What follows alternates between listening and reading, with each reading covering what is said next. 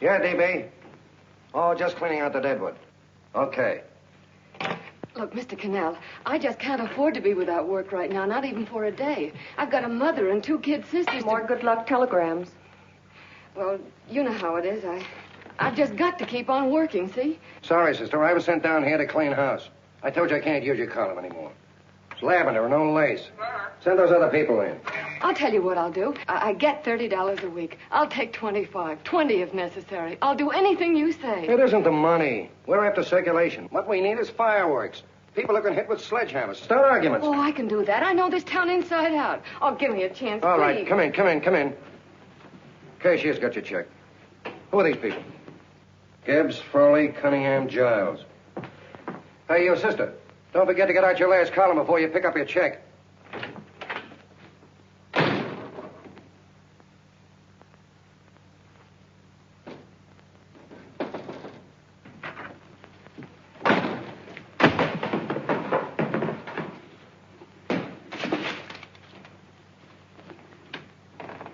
You're a couple of sticks shy in your column, man. Big rich slob like D.B. Norton buys a paper and 40 heads are chopped off. Did you get it, too? Yeah. You too? Oh, Joe. Oh, I'm sorry, darling. Why don't we tear the building down? Before you do, Ann, perhaps you'd better finish this column. Yeah, lavender and old lace. Wait, Joe. Wait. Wants fireworks, huh? Okay.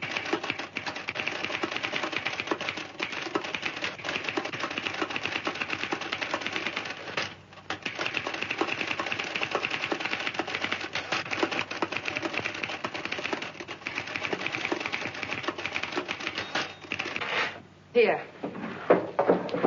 Below is a letter which reached my desk this morning. It's a commentary on what we laughingly call a civilized world.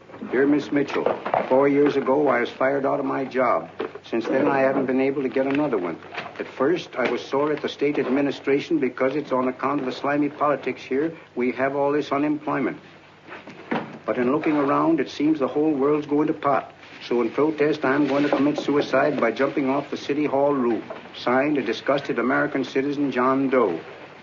Editor's note, if you ask this column, the wrong people are jumping off the roofs. Hey, Ann, this is the old fakeroo, isn't it? Never mind that, Joe. Go ahead. Sorry.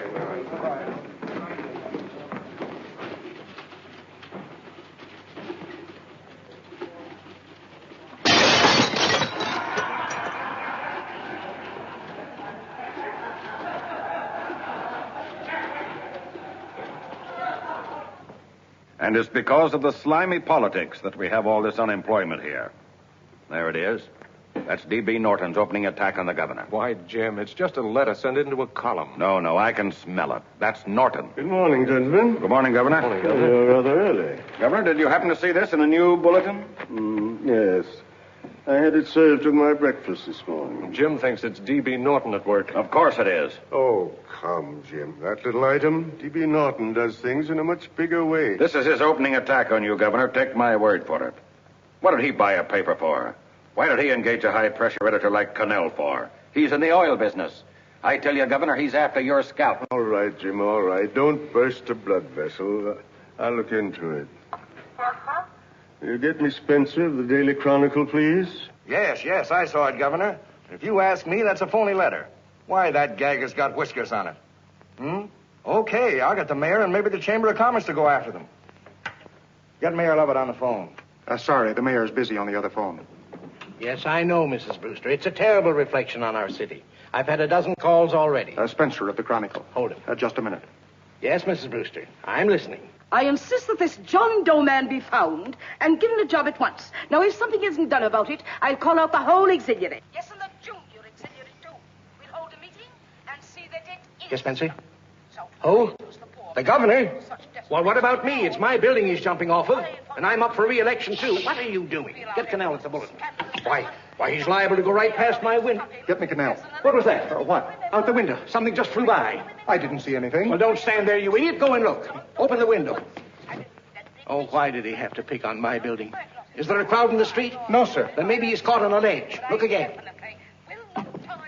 I think it must have been a seagull. A seagull? What's a seagull doing around the city hall? That's a bad omen, isn't it? Oh, no, sir. The seagull is a lovely bird. It's all right, Mrs. Brewster. It was just a seagull. Can I help? Nothing's happened yet. No, I'm watching. Don't worry, Mrs. Brewster. Just leave it all to me.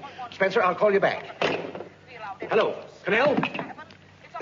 What are you doing? This is the mayor. Yes, Mayor Lovett. How many times are you going to call me? I've got everybody and his brother and sister out looking for him. Did you see the box I'm running? An appeal to John Doe. Think it over, John. Life can be beautiful, says Mayor. If you need a job, apply to the editor of this paper and so forth and so forth. Okay, Mayor, I'll let you know as soon as I have something. What? Well, pull down the blinds. Went up to Miss Mitchell's house, boss. Boy, she's in a bad way. Where is she? Hey, do you know something? She supports a mother and 2 kids. What do you know about that? Did you find her? No. Her mother's awful worried about her. When she left the house, she said she was going on a roaring drunk. The girl, I mean. Go out and find her. Sure. Hey, but the biggest thing I didn't tell you, her old man's Doc Mitchell. You know the doctor Yeah. saved my mother's life and wouldn't take any money for it? You remember that. Okay, boss, I'll go and look for her. Holy smokes, Commissioner, you've had 24 hours. Okay, Hawkshaw, grab a pencil. Here it is again. About 5'5", brown eyes, light chestnut hair, and as fine a pair of legs as ever walked into this office. Did you want to see me? No. I've had the whole Army and Navy out searching for you because that's a game we play here every day. I remember distinctly being fired. That's right. But you have a piece of property that still belongs to this newspaper, and I'd like to have it. What's that? The letter. What letter? The letter from John Doe. Oh, The whole town's in an uproar. We've got to find him, and the letter's the only clue. there is no letter. We'll get a handwriting expert to... What? There is no letter. Say that again. There's no letter. I made it up. You made it up. Mm-hmm. You said you wanted fireworks. Don't you know there are 9 jobs waiting for this guy? 22 families want to board him free. 5 women want to marry him, and the mayor's practically ready to adopt him, and you... Just call the morgue, boss. They said there's a girl there. Shut up. Ann, say, why didn't you... Beatty. Only one thing to do, Hank. Drop the whole business quickly. How? Run a story. Say John Doe was in here and is sorry he wrote the letter and... That's right. You've got it, sure. He came in here, and I made him change his mind. Bulletin editor saves John Doe's life. Why, it's perfect. I'll have Ned write it up. Oh, Ned, I got a story I want you to... Wait a minute. Listen, you great, big, wonderful genius of a newspaper man. You came down here to shoot some life into this dying paper, didn't you? Well, the whole town's curious about John Doe, and boom, just like that, you're going to bury him. There's enough circulation in that man to start a shortage in the ink market. In what man? John Doe. What John Doe? John Doe, the one I made up. Look, genius. Now, look. Suppose there was a John Doe and he walked into this office. What would you do? Find him a job and forget about the whole business, I suppose, huh? Not me. I'd make a deal with him. A deal? Sure, when you get hold of a stunt that sells papers, you don't drop it like a hot potato. Well, this is good for at least a couple of months. You know what I'd do? Between now and, let's say, Christmas when he's going to jump, I'd run a daily on. Starting with his boyhood, his schooling, his first job. A wide-eyed youngster facing a chaotic world. The problem of the average man, of all the John Does in the world. Now, then comes the drama. He meets discouragement. He finds the world his feet of clay. His ideals crumble. So what does he do? He decides to commit suicide and protest against the state of civilization. He thinks of the river, but no. No, he has a better idea. The city hall. Why? Because he wants to attract attention. He wants to get a few things off his chest, and that's the only way he can get himself heard. So? So he writes me a letter, and I dig him up. He pours out his soul to me. And from now on, we quote, I protest by John Doe. He protests against all the evils in the world. The greed, the lust, the hate, the fear. All of man's inhumanity to man. Arguments will start. Should he commit suicide or should he not? People will write in pleading with him. But no, sir. John Doe will remain adamant. On Christmas Eve, hot or cold, he goes. See? Very pretty. Very pretty indeed, Miss Mitchell. But would you mind telling me who goes on Christmas Eve? John Doe. What John Doe? The one we hire for the job, you lunkhead. Wait a minute. Let me get this through this lame brain of mine. Are you suggesting we go out and hire someone to say he's going to commit suicide on Christmas Eve? Is that it? Well, you're catching on. Who, for instance? Anybody. Beanie'll do. Why, sure. Who, me? Jump off a... Oh, no, any time at Christmas. I'm superstitious.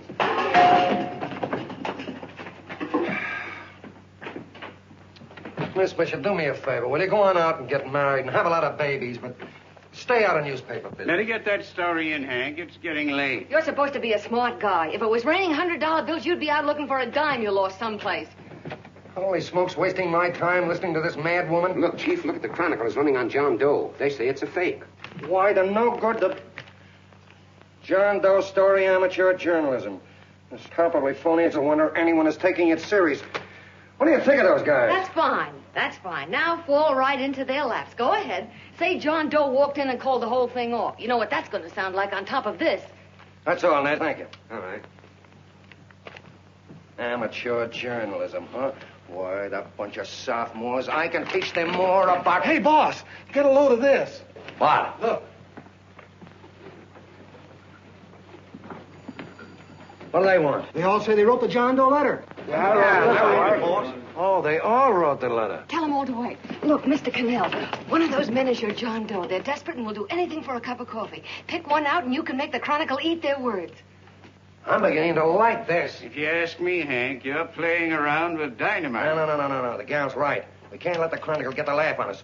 We've got to produce a John Doe now. Amateur journalism, huh? I'll show those guys. Sure, and there's no reason for them to find out the truth either, because, naturally, I won't say anything. Okay, sister, you get your job back. Plus a bonus. What bonus? Or the bonus of $1,000 the Chronicle was going to pay me for this little document. You'll find it says that I, Ann Mitchell, hereby certify that the John Doe letter was created by me. I can read. Sorry. You think this is worth $1,000, do you? Oh, the Chronicle would consider it dirt cheap. Packs everything, including a gun. Okay, sister, you got yourself a deal. Now let's take a look at the candidates. The one we pick has got to be the typical average man. Typical American that can keep his mouth shut. Show me an American who can keep his mouth shut and I'll eat him. Okay, Beanie, bring him in one at a time.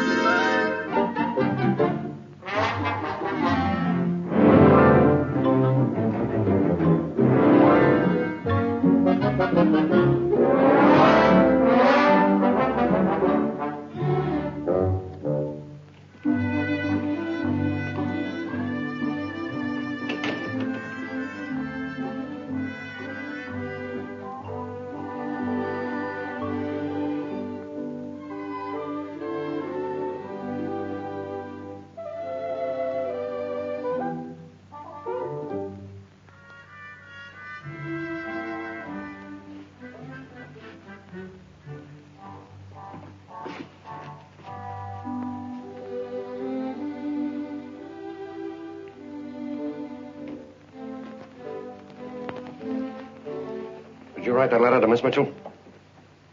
No, I didn't. What are you doing up here, then? Well, the paper says there were some jobs around loose. Thought there might be one left over. Had any schooling? Yeah, a little. What do you do when you work? I used to pitch. Baseball? Yeah. Till the wing went bad. Where'd you play? Bush leagues, mostly. How about family? Got any family? No. Oh, just traveling through, huh? Yeah. Me and a friend of mine. He's outside. Looks all right. Oh, it's perfect. A baseball player. What could be more American? I wish he had a family, though. Be less complicated without a family. Look at that face. It's wonderful. They'll believe him. Come on. What's your name? Willoughby. John Willoughby. Long John Willoughby, they called me in baseball. Would you like to make some money? Yeah. Maybe. Would you be willing to say you wrote that letter and stick by it? I get the idea. Yeah.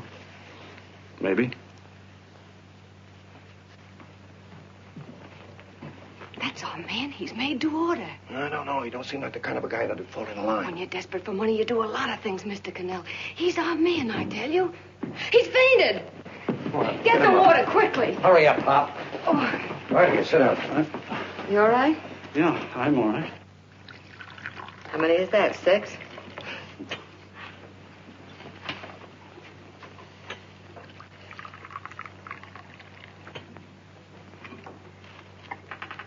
Pretty hungry, weren't you?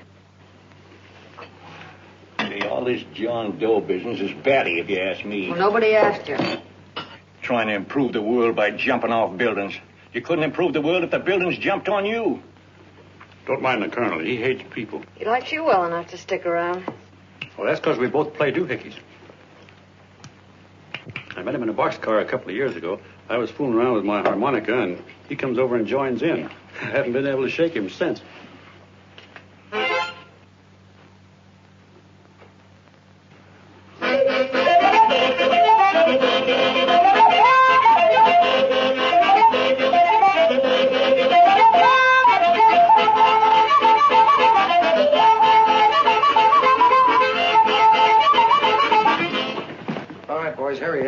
No, you can't take pictures of him like that, eating a sandwich and with a beard. But he's going to jump off a building. Yes, but not because he's out of a job. That's not news. This man's going to jump as a matter of principle. Well, maybe you're right. We'll clean him up and put him in a hotel room under bodyguards. We'll make a mystery out of him. Did you speak to Mr. Norton? Thinks it's terrific. Says for us to go the limit. Wants us to build a bonfire under every big shot in the state. Oh, swell. Is that the contract? Yeah. What's he doing here? Friend of his. They play duets together. Duets? But can we trust him? Oh. I trust him. Oh, you trust him, eh? Well, that's fine. I suppose he trusts you, too. Oh, stop worrying. He's all right. Okay, but we don't want more than a couple of hundred people in on this thing. Now, the first thing I want is an exact copy of the John Doe letter in your own handwriting. I've got it already. Here. Well, that's fine. Now, I want you to sign this agreement. It gives us an exclusive story under your name, day by day, from now until Christmas. On December 26th, you get one railroad ticket out of town. And the bulletin agrees to pay to have your arm fixed. That's what you want, isn't it? Yeah, but it's got to be by Bonesetter Brown. Okay, Bonesetter Brown goes. Here, sign it. Meanwhile, here's $50 spending money. That's fine. Beanie? Yes, boss. Take charge of him. Get him a suite at the Imperial and hire some bodyguards. Yeah, and some new clothes, Beanie. Think we better have him to Laos? Yeah. Both of them? Yes, both of them, but don't let them out of your sight. Hey, Beanie, gray suit, huh? Yeah. Okay, fellas.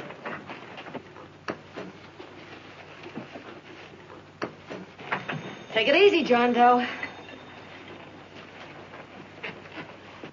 And you start pounding that typewriter. Oh, boy, this is terrific. No responsibilities on our part, just statements from John Doe, and we can blast our heads off. Before you pop too many buttons, don't forget to make out that check for 1,000. Okay, fellas, now let me see. You sit outside the door. Nobody comes in. See, you two fellas sit in here. Hey, pretty nifty, huh? You ain't going to get me to stay here. Sure you are. No, sir. That spot under the bridge where we slept last night's good enough for me. Say, what'll I do with this baggage? Go stick him in the bedroom. Give me mine. I ain't staying. You know, we were headed for the Columbia River country before all this John Doe business came up. You remember that, don't you? Sure, I remember. Say, your ears popped coming up in the elevator. Mine did. All along, John. I tell you, it's no good. You're going to get used to a lot of stuff that's going to wreck you. Why, that $50 in your pocket's beginning to show up on you already. And don't pull that on me, neither. Stop worrying, Colonel. I'm going to get my arm fixed out of this. Hey, here's some cigars the boss sent us. Have one. Hey, Help cigar. yourself. No.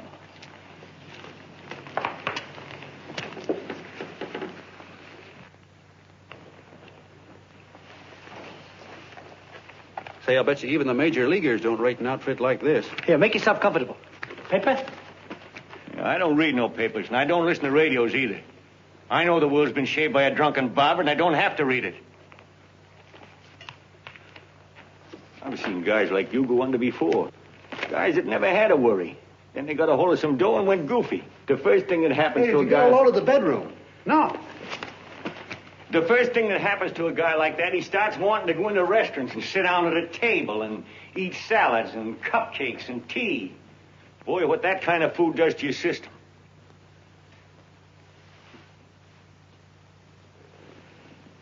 The next thing the dope wants is a room. Yes, sir, a room with steam heat and curtains and rugs. And before you know it, he's all softened up and he can't sleep unless he has a bed. Hey, stop worrying, Colonel. $50 ain't going to ruin me. I've seen plenty of fellas start out with $50 and wind up with a bank account. Hey, what's the matter with the bank account anyway? And let me tell you, Long John, when you become a guy with a bank account, they got you. Yes, sir, they got you. Who's got him? The helots. Who? Hey, there's the City Hall tower I was supposed to jump off of. It's even higher than this. Who's got him? The helots. Woo! Hey, wait a minute. You're not supposed to jump on Christmas Eve. Do you want to get me in a jam? If it's going to get you in the jam, I'll do you a favor. I won't jump. And when they got you, you got no more chance than a road rabbit. Hey, who'd you say was going to get him? Say, is this one of those places where you ring if you want something? Yeah, just use the phone. Boy, I've always wanted to do this. Hey, Doc, look. Look, Doc. Give me that again, will you? Who's going to get him? The helots. Who are they? Listen, sucker, you ever been broke? Sure, mostly often. All right. You're walking along. Not a nickel in your jeans. You're free as the wind. Nobody bothers you. Hundreds of people pass you by in every line of business. Shoes, hats, automobiles, radios, furniture, everything. And they're all nice, lovable people. And they let you alone. Is that right? Then you get a hold of some dough, and what happens? All those nice, sweet, lovable people become helots. A lot of heels. They begin creeping up on you, trying to sell you something. They get long claws, and they get a stranglehold on you. And you squirm, and you duck, and you holler, and you try to push them away, but you haven't got a chance. They got you. First thing you know, you own things. A car, for instance. Now your whole life is messed up with a lot more stuff. You get license fees, and number plates, and gas, and oil, and taxes, and insurance, and identification cards, and letters, and bills, and flat tires, and dents, and traffic tickets, and motorcycle cops, and courtrooms, and lawyers, and fines, and 1,000,001 other things. And what happens? You're not the free and happy guy you used to be. You gotta have money to pay for all those things. So you go after what the other fellas got. And there you are. You're a helot yourself.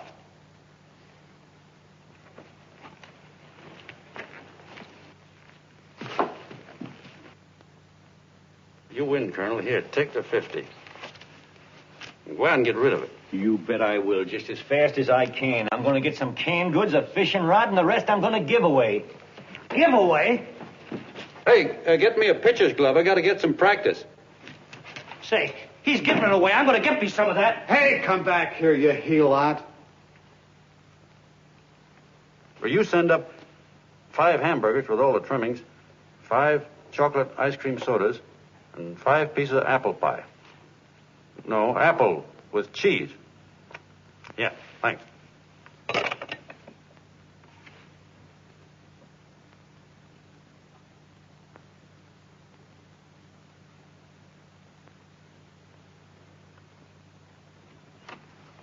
Hello there.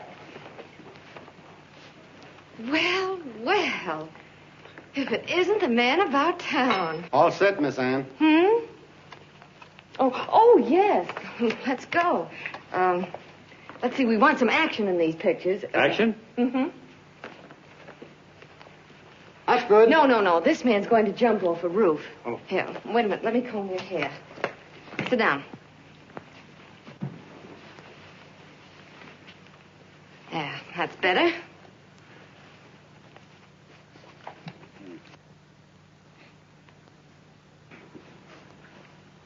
You know, he's got a nice face, hasn't he? Yeah, he's pretty.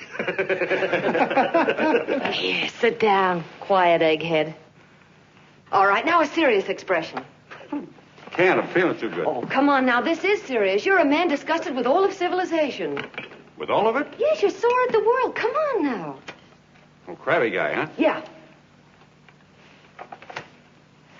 No.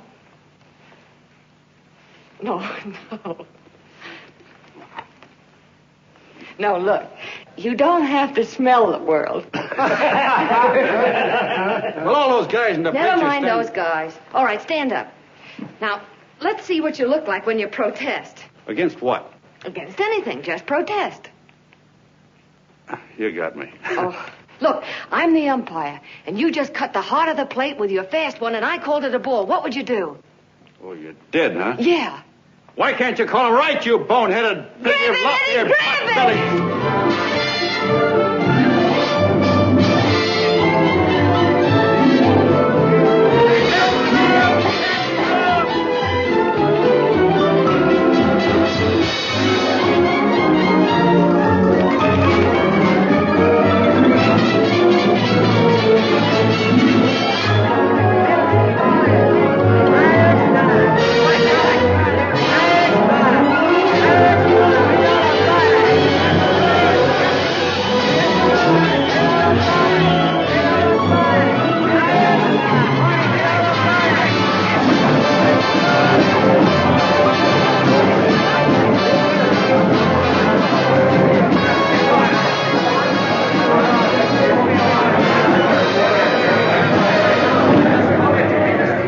I don't care whose picture they're publishing. I still say that this John Doe person is a myth, and you can quote me on that. And I'm going to insist on his being produced for questioning. You know as well as I do that this whole thing is being engineered by a vicious man with a vicious purpose, Mr. D.B. Norton.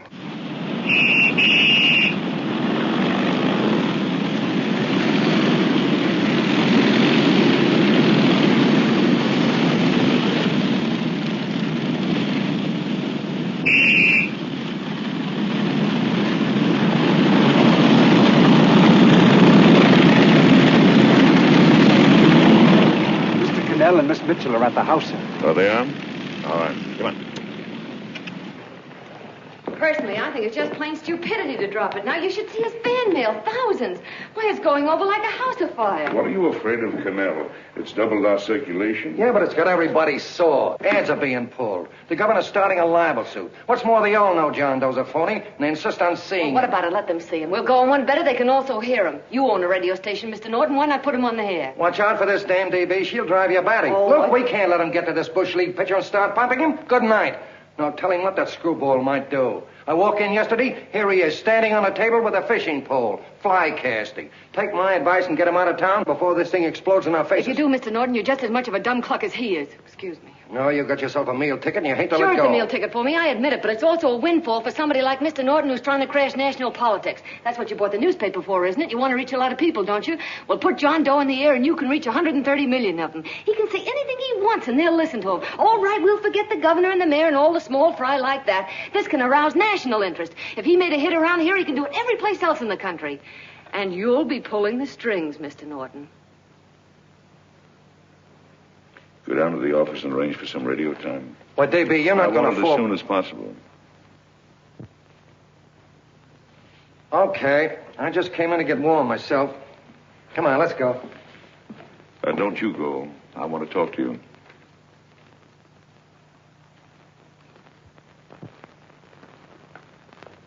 Sit down.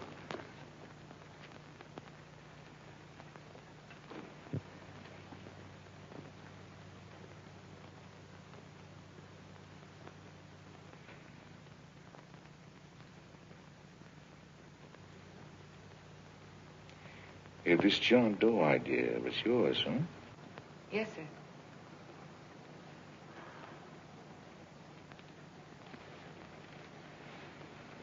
How much money do you get? $30. $30. Well, what are you after? I mean, what do you want? A journalistic career? Money.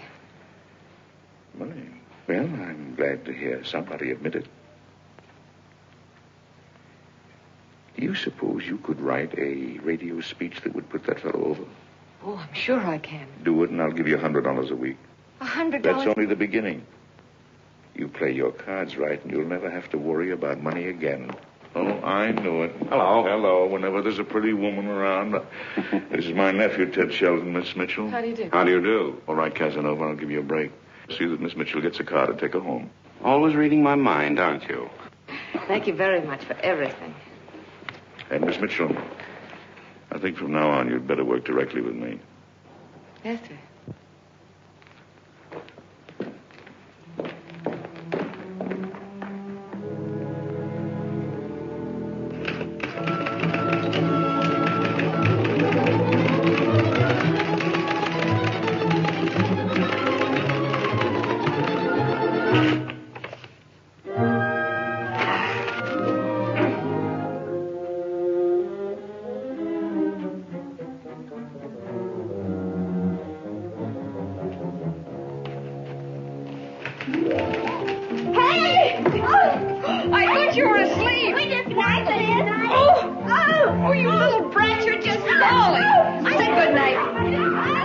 Come, children. It's past your bedtime. Go on, Mama. Come on. Now, keep Booch off Stick your there. fork through me. I'm done. I'll never get this speech right. Oh, yes, you will, Ann, dear. You're very clever. Yeah, I know. What are you looking for? Your purse, I need $10. What for? I gave you 50 just the other day. Yes, I know, dear, but Mrs. Burke had her baby yesterday. 9 pounds. And there wasn't a thing in the house. And then the community chest lady came. And the 50's all gone, huh? Who's the 10 for? The Websters. The Websters. You remember those lovely people your father used to take care of. I thought I'd buy them some groceries. Oh, Anne, dear, it's a shame those... You're marvelous, Ma. You're just like Father used to be. Do you realize a couple of weeks ago we didn't have enough to eat ourselves? Well, yes, I know, dear, but these people are in such need. And we have plenty now. If you're thinking of that $1,000, forget it. It's practically all gone. We owed everybody in town. Now, you just got to stop giving all your money away. Oh, Anne, dear. Oh, I'm sorry, Ma. Oh, don't pay any attention to me. I guess I'm just upset about all this. Gee whiz, here I am with a great opportunity to get somewhere, to give us security for once in our lives, and I'm stuck. If I could put this over, your Mrs. Burke can have 6 babies. You mean this speech you're writing? Yeah, I don't know. I simply can't get it to gel. I created somebody who's going to give up his life for a principle. Hundreds of thousands of people are going to listen to him over the radio. And unless he says something that's sensational, it's just no good. Well, honey, of course, I don't know what kind of a speech you're trying to write, but judging from the samples I've read, I don't think anybody will listen. What? Darling, there's so many complaining political speeches. People are tired of hearing nothing but doom and despair on the radio. If you're going to have him say anything, why don't you let him say something simple and real, something with hope in it? If your father were alive, he'd know what to say. Oh, yeah. Father certainly would. Wait a minute.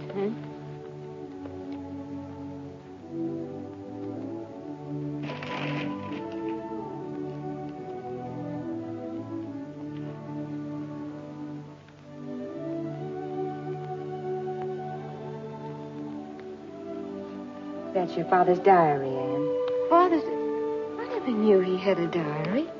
There's enough in it for 100 speeches. Things people ought to hear nowadays.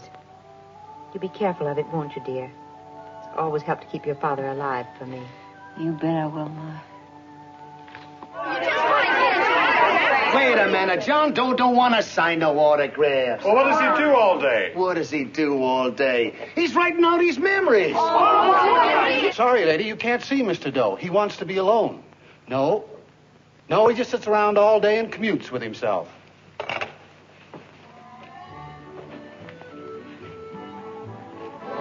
Boom!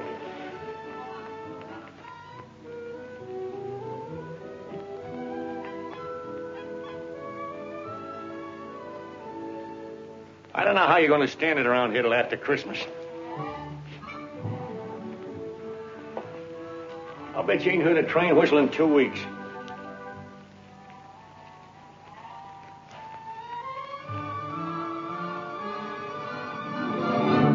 Steam right!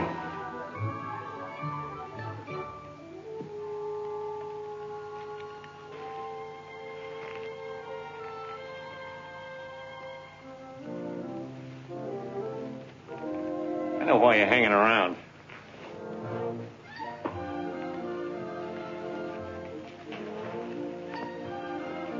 You're stuck on the girl. That's all a guy needs is to get hooked up with a woman.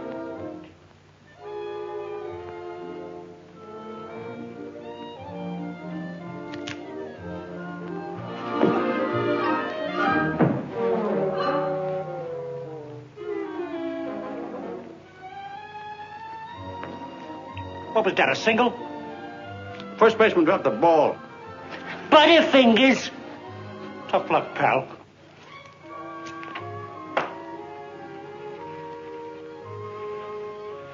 Guy has a woman on his hands. First thing he knows, his life is balled up with a lot more things. Furniture.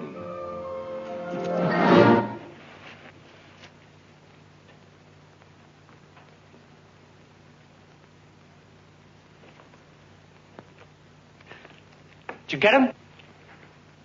You're out. Swell. What's this, the end of the 8th? 9th.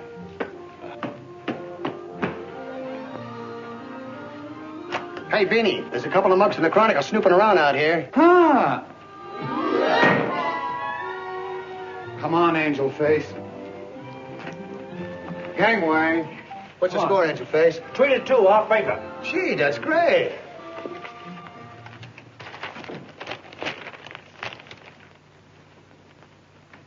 Hey, you got swell form there. Must have been a pretty good pitcher. Pretty good. Say, I was just about ready for the major leagues when I chipped a bone in my elbow. I got it pitching a 19-inning game. 19? Yeah. There was a major league scout there watching me, too. And he came down after a game of the contract. You know what?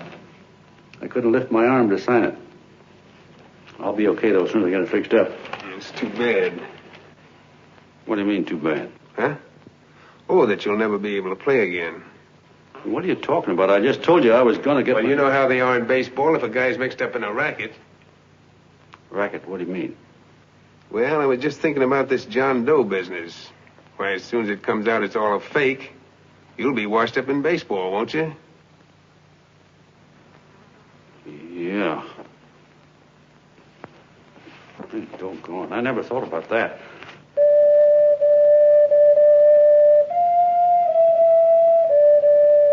Gosh. And another thing, what about all the kids in the country? The kids that idolize ball players. What are they going to think about you? Yeah. Hey, Colonel. Did you hear that? I gotta figure some way out of this thing. The elevators are still running. I know one way you can do it. How? Well, when you get up there on the radio, all you have to do is to say the whole thing's a frame-up. Make you a hero sure as you're born. Yeah, but how am I going to get my arm fixed? Well, that's a cinch. I know somebody that'll give you $5,000 just to get up on the radio and tell the truth. $5,000? Yeah, $5,000, and he gets it right away. You don't have to wait till Christmas. Look out, Long John. They're closing in on you. Say, who's putting up this dough? Fellow runs the Chronicle.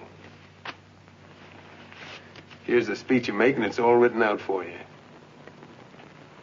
$5,000. Holy mackerel, I can see the helots coming, the whole army of them. It's on the level.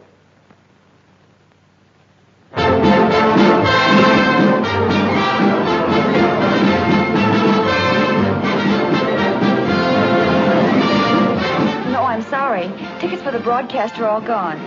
Phone the bulletin. Sorry, no more tickets left.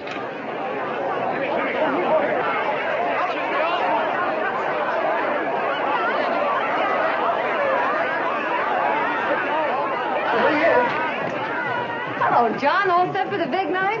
Swell. Turn around. One moment. Now stand still. Hold it, Mr. Doe. Hold it. Big smile, Mr. Doe. Okay, Jeannie, that's all. Take him out. Now, look, John, here's the speech. It's in caps and double spaced. You won't have any trouble reading it. Not nervous, are you? No. Of course not. He wouldn't be. Who? John Doe, the one in there. Hey, don't let your knees rattle. It picks up on the mic. Oh, Beanie, you needn't be nervous, John. All you have to remember is to be sincere. Pick up that phone, Miss Mitchell. It's for you. Okay. Hello? Yes, Mother. Oh, thank you, darling. Oh, there he is, the poor dear man. Oh, good luck to you, Mr. Doe. We want you to know that we're all for you. The girls all decided that you're not to jump off any roof at all. Even if we we'll stop it. You got the speech I gave you? Yeah. Now, look. I'll give this money to the colonel just as soon as you get started. We'll have a car waiting at the side entrance for you. Okay. How'd you get in here? Huh? Oh, I just came in to wish him luck. Come on, out. Mother says good luck, too. John, when you read that speech, please believe every word of it. He's turned out to be a wonderful person, John. Who? John Doe, the one in the speech. Oh. You know something? I've actually fallen in love with him.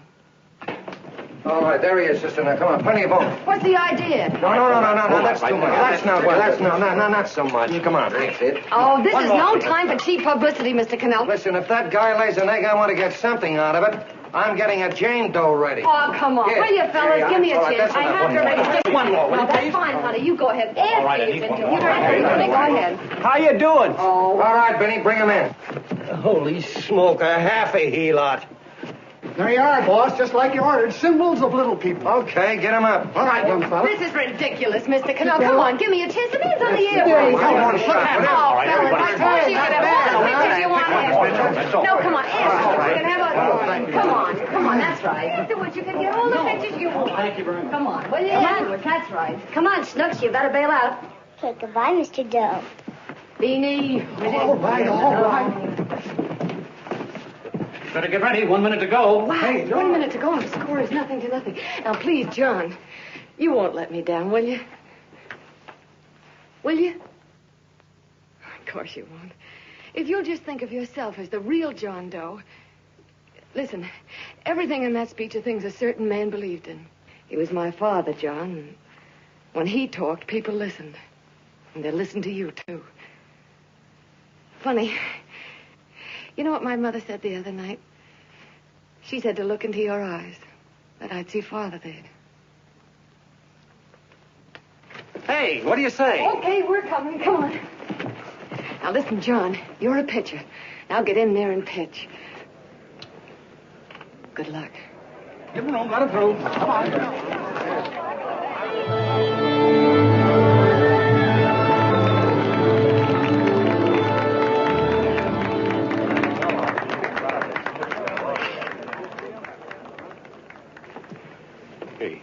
Let's get out of here. There's the door right there. Hey, what are you doing here? That's what I'd like to know. Come on, out. Hey, he's a friend of mine. Never mind, let him alone. He's all right. I'll be right over there pulling for you. No, John, over here.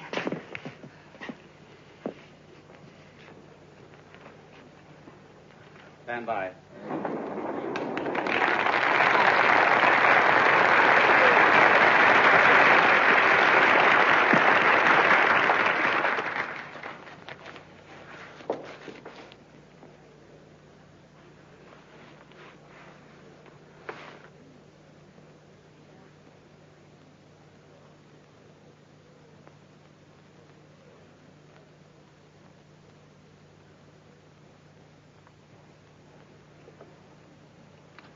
Phone the Chronicle. Tell them to start getting those extras out.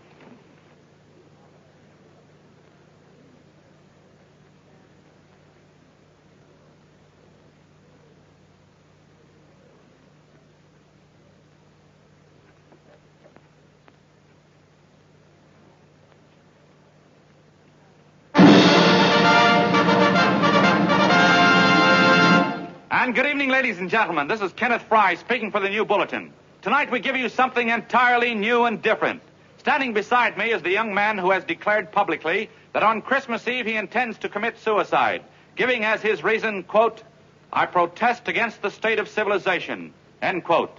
Ladies and gentlemen, the New Bulletin takes pleasure in presenting the man who is fast becoming the most talked of person in the whole country, John Doe.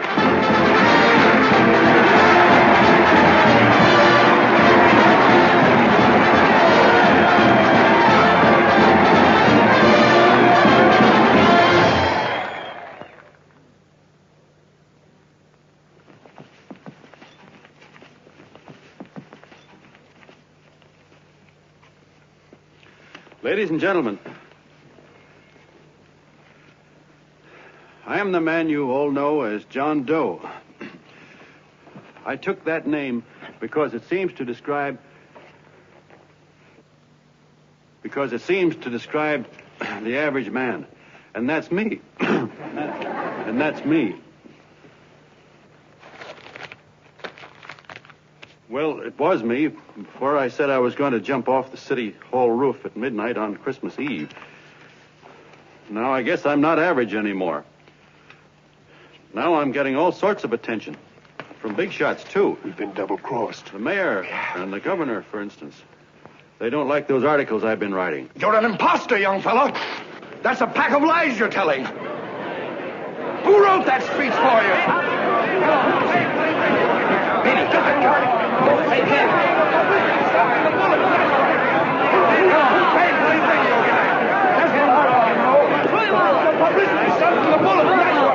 Spencer.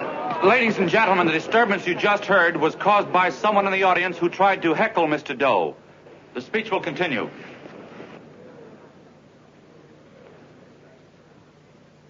Well, people like the governor and that fella there can stop worrying.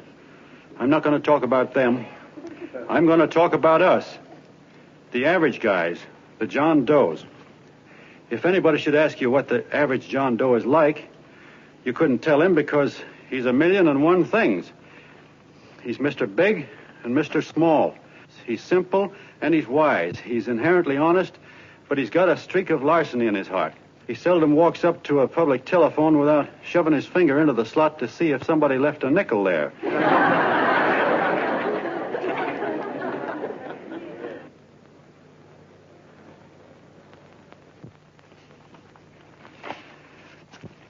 He's the man the ads are written for. He's a feller everybody sells things to. He's Joe Doe, the world's greatest stooge and the world's greatest strength.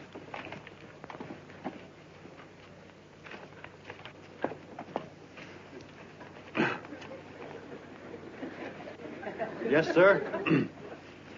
Yes, sir, we're a great family, the John Does. We're the meek who are supposed to inherit the earth. You'll find us everywhere. We raise the crops, we dig the mines, work the factories, keep the books, fly the planes, and drive the buses. And when a cop yells, "Stand back there, you," he means us, the John Does. What kind of a speech is that? Didn't you read it? We've existed since time began. We built the pyramids. We saw Christ crucified, pulled the oars for Roman emperors, sailed the boats for Columbus, retreated from Moscow with Napoleon, and froze with Washington at Valley Forge. Yes, sir. We've been in there dodging left hooks since before history began to walk. In our struggle for freedom, we've hit the canvas many a time, but we always bounce back because we're the people, and we're tough.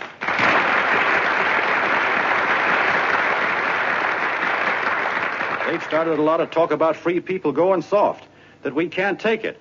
That's a lot of hooey. A free people can beat the world at anything, from war to tiddlywinks, if we all pull in the same direction.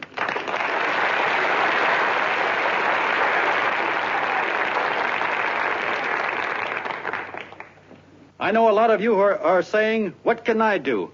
I'm just a little punk. I don't count."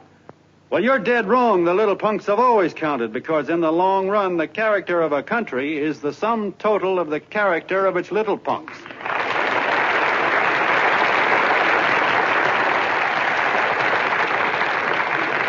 But we've all got to get in there and pitch. We can't win the old ball game unless we have teamwork.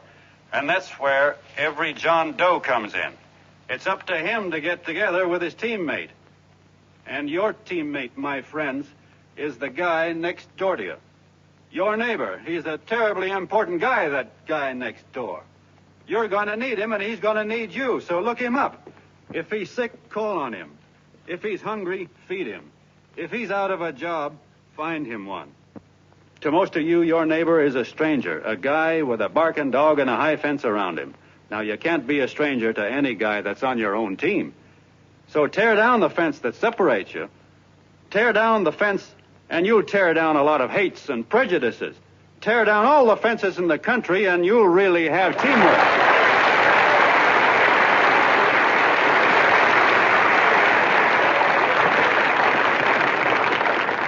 I know a lot of you are saying to yourselves, "He's asking for a miracle to happen. He's expecting people to change all of a sudden." Well, you're wrong. It's no miracle. It's no miracle because I see it happen once every year, and so do you. At Christmas time. There's something swell about the spirit of Christmas, to see what it does to people, all kinds of people. Now, why can't that spirit, that same warm Christmas spirit, last the whole year round? Gosh, if it ever did, if each and every John Doe would make that spirit last 365 days out of the year, we'd develop such a strength, we'd create such a tidal wave of goodwill that no human force could stand against it. Yes, sir, my friends. The meek can only inherit the earth when the John Does start loving their neighbors. You better start right now. Don't wait till the game is called on account of darkness. Wake up, John Doe. You're the hope of the world.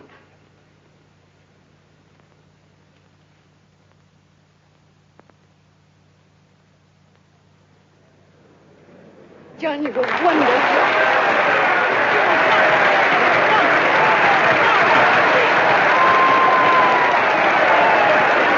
Let's get out of here. Now you're talking.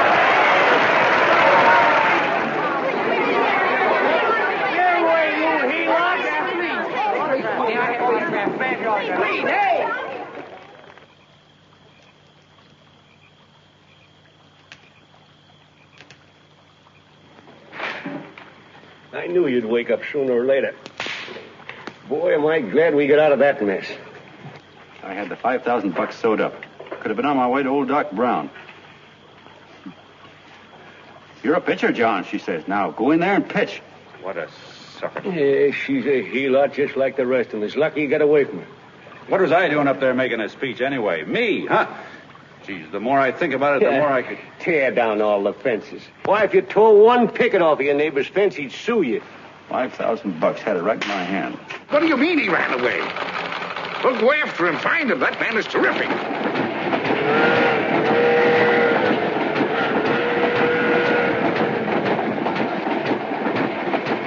Columbia River, here we come.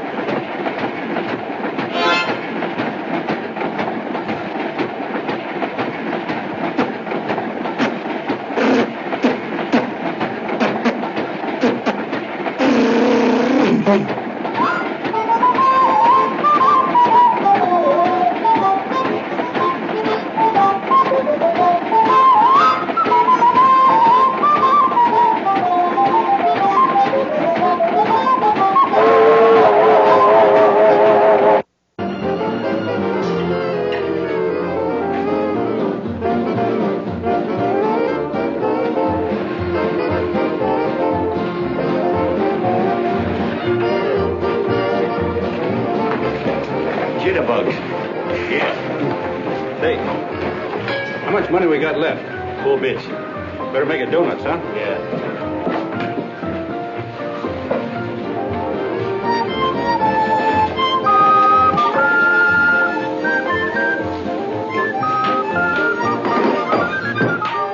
What'll it be, gents? Have you got a couple of steaks about that big and about that thick?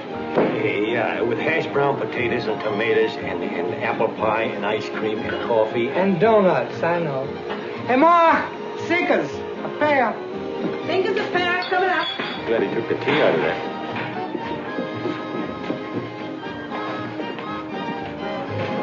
Hey, look. Join the John Doe Club.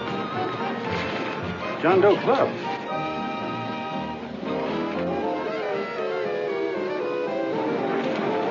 Uh-oh. You John Doe? Who? John Doe. Ah, you need glasses, buddy. Oh, but Jay, it's a spitting image of John Doe. Yeah, but his name is Willoughby. I'm John Willoughby. I'm a baseball player. Sure. Oh, no, I'd know that voice anyway. You can't kid me.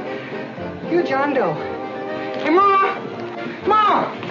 That's John Doe. John Doe. Yeah, sitting right there, big as life. Who'd you say it was? John Doe, the big guy there. Pictures in the paper. That's John Guy. John Doe. Sitting right there, John Doe. Hey, operator. Dan's Beanery. Look, call everybody in town. John Doe was just in my place. Yeah, he ordered donuts.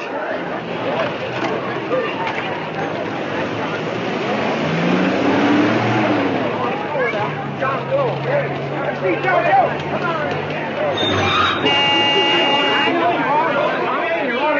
John Doe. We're all neighbors. And my office is packed like a sardine box. What does John Doe look like, Mr. Mayor? Oh, he's one of those great big outdoor type men. No, you can't see him. You didn't vote for me the last time. Shame on you. What are you doing there? Get off my front porch anyhow. Mr. Norton come yet?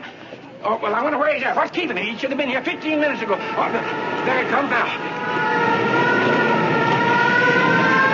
Now, everybody on your dignity. Don't do anything to disgrace us. A little town, but we got to show off. Better let me talk to him. All right, but present it to him as a great cause for the common man. Ah, here he comes. Now, give him room down there. Give him room, folks. Come on now. Okay, come on. Here it comes. Here it comes. Here's Miss Martin.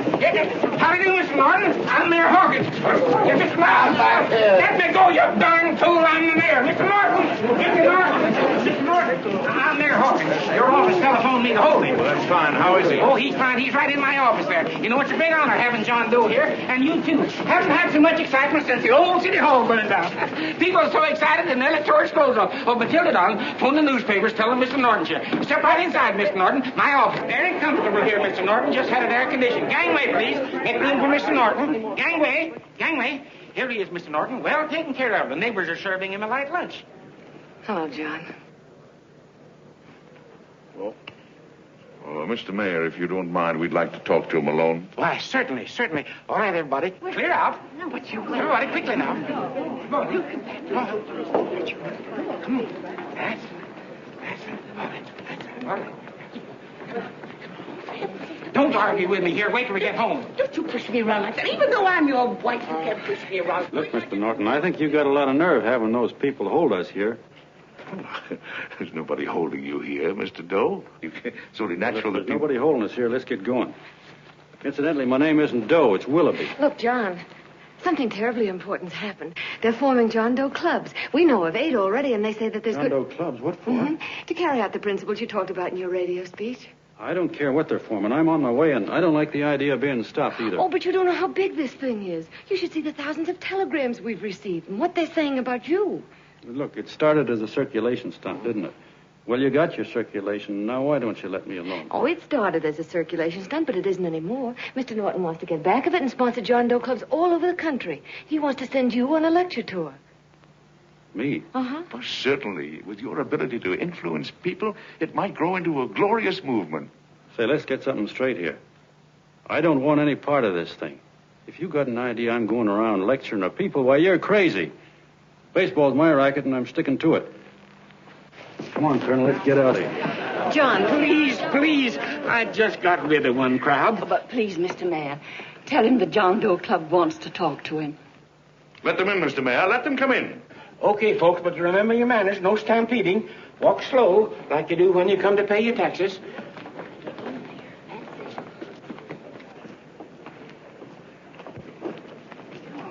Okay. All right, give me a chance. Come right in.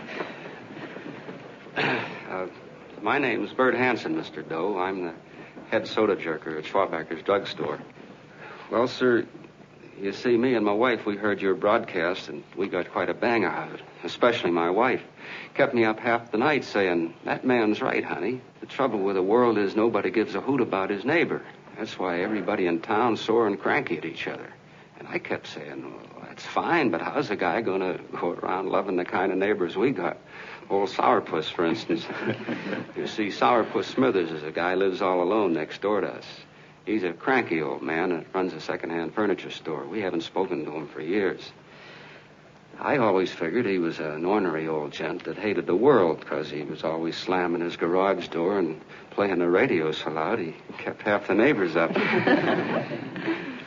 Well, anyway, the next morning I'm out watering the lawn, and I look over, and there's Sourpuss on the other side of the hedge straightening out a dent in his fender. And my wife yells to me out the window. She says, go on, speak to him, Bert. And I figured, well, heck, I can't lose anything, so I yelled over to him, good morning, Mr. Smithers. He went right on pounding his fender. Was I burned? So I turned around to give my wife a dirty look, and she said, louder, he didn't hear you. So in a voice you could have heard in the next county, I yelled, good morning, Mr. Smithers. Well, sir, you could have knocked me over with a feather. Old Sourpuss turned around surprised-like, and he put on a big smile, came over and took my hand like an old lodge brother, and he said, good morning, Hanson. I've been wanting to talk to you for years, only I thought you didn't like me. And then he started chatting away like a happy little kid, and he got so excited his eyes all... Well, Mr. Doe, before we got through, I found out Smithers is a swell egg, only he's pretty deaf, and that accounts for all the noises. And he says it's a shame how little we know about our neighbors. And then he got an idea, and he said, how's about inviting everybody someplace where we can all get together and know each other a little better? Well, I'm feeling so good by this time, I'm ripe for anything. So Smithers goes around the neighborhood inviting everybody to a meeting at the schoolhouse, and I tell everybody that comes in the store, including Mr. Schwabacker, my boss. I'm talking too much. Well, I'll be doggone if for 40 people don't show up. Of course, none of us knew what to do, but we sure got a kick out of seeing how glad everybody was just to say hello to one another. Tell him about making Sourpuss chairman. Oh, yeah. We made Sourpuss chairman and decided to call ourselves the John Doe Club. And say, incidentally, this is my wife. Come here, honey. This is my wife, Mr. Doe. How do you do, Mr. Doe? Sourpuss is here, too. Oh, is he? This is Sourpuss, or excuse me, Mr. Smithers, Mr. Doe. That's all right. If you didn't call me Sourpuss, it wouldn't feel natural. Well, anyway, I guess nearly everybody in the neighborhood came except the Delaney's. And the Delaney's live in a big house with an iron fence around it, and they always keep their blinds drawn. And we always figured that he was just an old miser that sat back counting his money, so why bother about inviting him? Until Grimes, the milkman, spoke up and he said, say, you've got the Delaney's all wrong. And then he tells us about how they canceled their milk last week. And how when he found a note in the bottle, he got kind of curious-like, and he sort of peeked in under the blinds and found the house was empty. If you ask me, he says, they're starving. Old man Delaney has been bringing his furniture over to my place at night, one piece at a time, and selling it. Yeah. And, well, sir, a half dozen of us ran over there to fetch him, and we brought him to the meeting. What a reception they got. Why, everybody shook hands with him and made a fuss over them, and... Well, finally, Mr. and Mrs. Delaney just sat right down and cried. And then we started to find out about a lot of other people. Yeah, sure. Well, you know Grubel, for instance. Grubel's here. See? Yeah, that's a... Of course, you don't know Grubel, but he's the man that everybody figured was the worst no-account in the neighborhood because he was living like a hermit, and nobody would have anything to do with him. That isn't Little Murphy. The postman told us the truth. Why, Grubel, he says, he lives out of garbage cans because he won't take charity, because it'd ruin his self-respect, he says. Just like you said on the radio, Mr. Doe. Well, sir, about a dozen families got together and gave Grubel a job watering their lawns. Isn't that wonderful? And then we found jobs for 6 other people, and they've all gone off for leave. Yeah, and my boss, Mr. Schwabacker, made a job in his warehouse for old man Delaney. And he gave you that $5 raise. Yeah, wasn't that swell? Why, Bert, I feel slighted. I'd like to join, but nobody asked me. Oh, I'm sorry, Mayor, but we voted that no politician could join. Just the John Does of the neighborhood, because you know how politicians are. Well, the reason we wanted to tell you this, Mr. Doe, was just to give you an idea of what you started. And from where I'm sitting, I don't see any sense in you jumping off any building. No. Well, thank you for listening. Goodbye, Mr. Doe. You're a wonderful man, and it strikes me you can be mighty useful walking around for a while.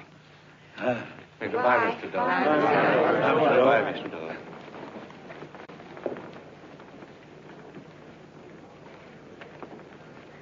I'm Mrs. Delaney, Mr. Doe. And God bless you, my boy.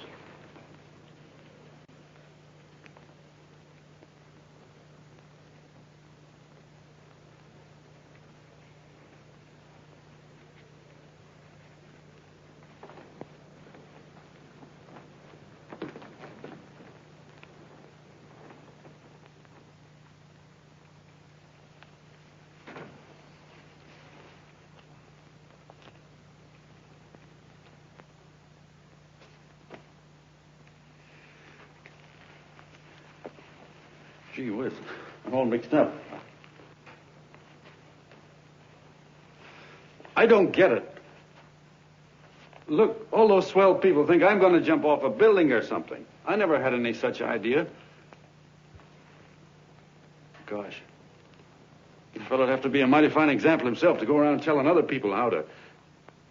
Say, look, what happened the other night was on account of Miss Mitchell here. She wrote the stuff. Don't you see what a wonderful thing this can be?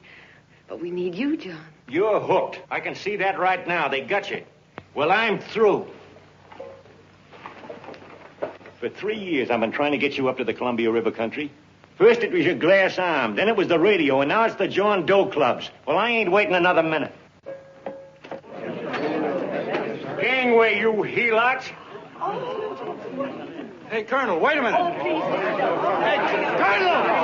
I want you personally to go along with John Doe and Miss Mitchell and handle the press and the radio. Me? Yes, I don't want to take any chances. And Johnson. Yes, Stevie. Your crew will do the mop-up job. They'll follow John Doe into every town, see that the clubs are properly organized and the charters issued. Right.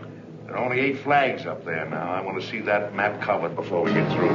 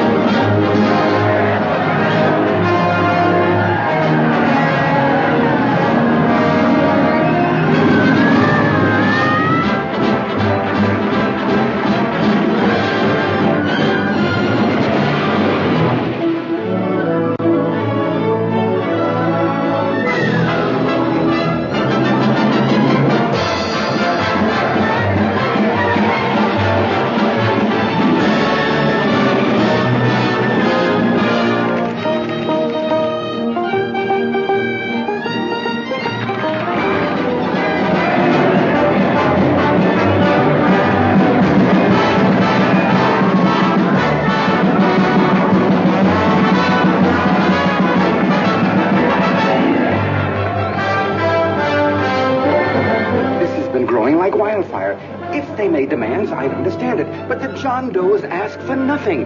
People are going off relief. If this keeps up, I'll be out of a job. As soon as it gets strong enough, we'll find out what John Doe wants. 30 every Thursday. 60 at 60. Who knows what?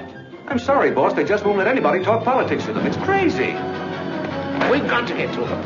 They represent millions of voters.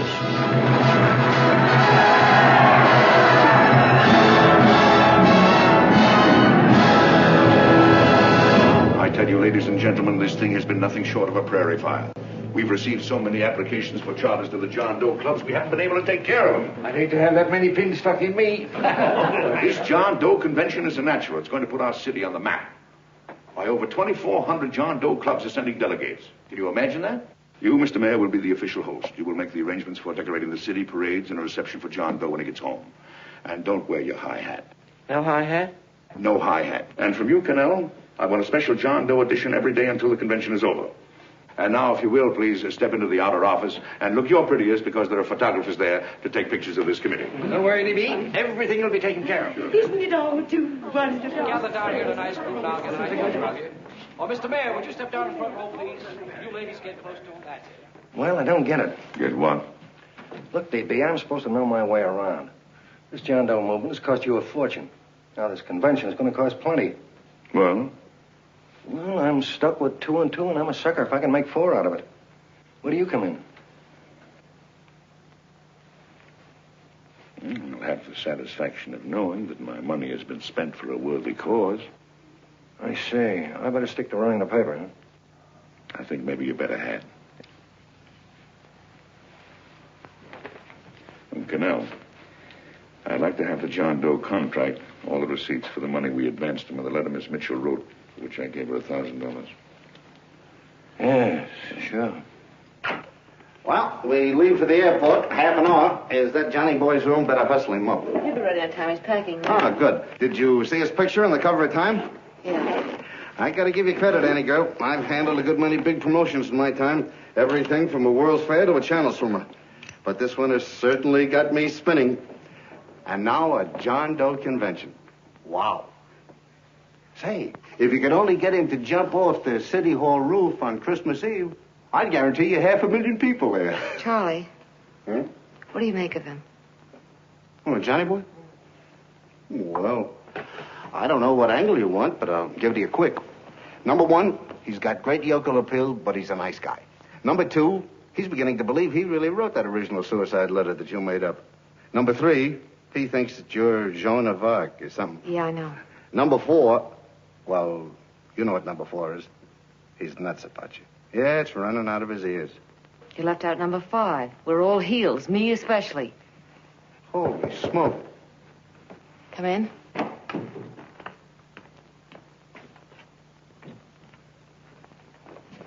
I'm all packed. Good. I'll go and get Beanie Boy.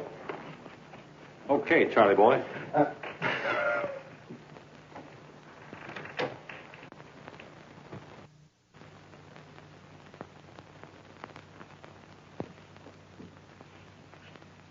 Can I help you pack? No, thank you.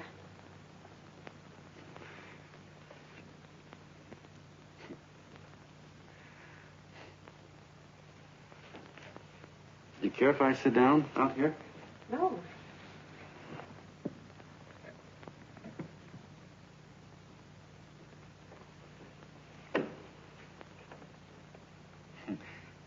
You know, I had a crazy dream last night.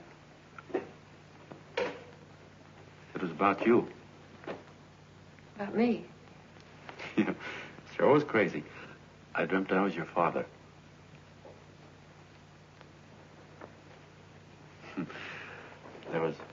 There was something I was trying to stop you from doing. So I got up out of bed, and I walked right through the wall here, right straight into your room. You know how dreams are. And there you were in bed. But you're a little girl, you know, about 10. And very pretty, too. So I shook you, and the moment you opened your eyes, you hopped out of bed and started running like the devil in your nightgown. You ran right out the window there, and you ran out over the tops of buildings and roofs and everything for miles. And I was chasing you. And all the time you were running, you kept growing bigger and bigger and bigger, and pretty soon you were as big as you are now, you know, grown up. And all the time I kept asking myself, what am I chasing her for? And I didn't know. Isn't that a hot one? Well, anyway, you ran into some place, and then I ran in after you, and when I got there you were getting married. And the nightgown had changed into a beautiful wedding gown. You sure look pretty, too. And then I knew what it was I was trying to stop you from doing. Dreams are sure crazy, aren't they? Well, would you like to know who it was you were marrying? Oh, a tall, handsome Ubangi, I suppose. No, not that bad. It was that fellow that sends you flowers every day. Yeah, what's his name? Mr. Norton's nephew? Ted Sheldon. Yeah, that's the one. But here's the funniest part of it all. I was the fellow up there doing the marrying, you know, the justice of peace or something. You were? I thought you were chasing me. Well, yes, I was, but I was your father then, see? But the real me, John Doe, or that is, Long John Willoughby, I was the fellow up there with the book. You know what I mean? I guess so. Then what happened? Well, I took you across my knee and I started spanking you. That is, I didn't do it. I mean, I did do it, but it wasn't me, you see. I was your father then. Well, I held you across my knee and I said, Annie, I won't allow you to marry a man that's just rich or that has his secretary send you flowers. The man you marry has got to swim rivers for you. He's got to climb high mountains for you. He's got to slay dragons for you. He's got to perform wonderful deeds for you. Yes, sir. And all the time, the guy up there, you know, with the book, me, just stood there nodding his head. And he said, go to it, Pop. Whack her one from me, because that's just the way I feel about it, too. So he said, come on down here and whack her yourself. So I came down and I whacked you a good one. See? Then he whacked you. And I whacked you another one. We both started whacking you like... Well, if you're through whacking her, come on, let's get going. Okay, fellas, right in here. You go out the side entrance. There's a bunch of autograph seekers out front. We'll be down with the bags in a minute.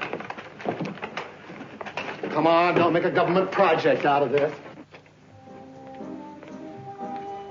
Hi, Benny. When's our plane take off again? Couple of minutes. How many people do you think we've talked to already? Outside the radio, I mean. Oh, I don't know. About 300,000. 300,000. What makes them do it, Ann? What makes them come and listen and get up their John Doe clubs the way they do? I've been trying to figure it out. Look, John, what we're handing them are platitudes. Things they've heard 1,000,000 times. Love thy neighbor, clouds have silver linings, turn the other cheek. It's just a... Yeah, I heard them 1,000,000 times, too, but there you are. Maybe they're like me, just beginning to get an idea what those things mean. You know, I never thought much about people before. They were always just somebody to fill up the bleachers. The only time I worried about them is when they didn't come in to see me pitch. You know, lately I've been watching them when I talk to them. I could see something in their faces. I could feel that they were hungry for something. You know what I mean? Maybe that's why they came. Maybe they're just lonely and wanted somebody to say hello to. I know how they feel. I've been lonely and hungry for something practically all my life.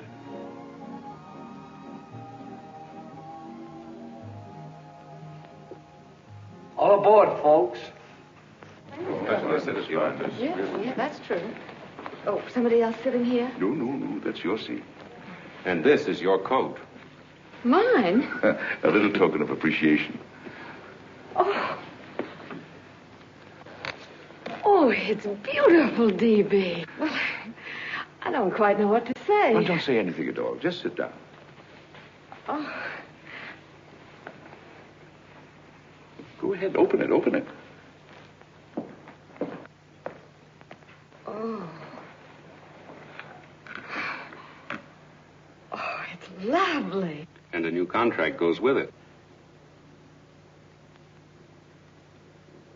Well, come on, spring it. You've got something on your mind. It must be stupendous. That's what I like about it. Right to the point, like that. All right, Practical Annie. Here it is. Tomorrow night, before a crowd of 15,000 people and talking over a nationwide radio hookup, John Doe will announce the formation of a third party. A third party? Yes, the John Doe Party. Devoted entirely to the interests of all the John Does all over the country. Which practically means 90% of the voters. He will also announce the third party's candidate for the presidency. A man whom he personally recommends. A great humanitarian. The best friend the John Does have. Mr. D.B. Norton. Yes.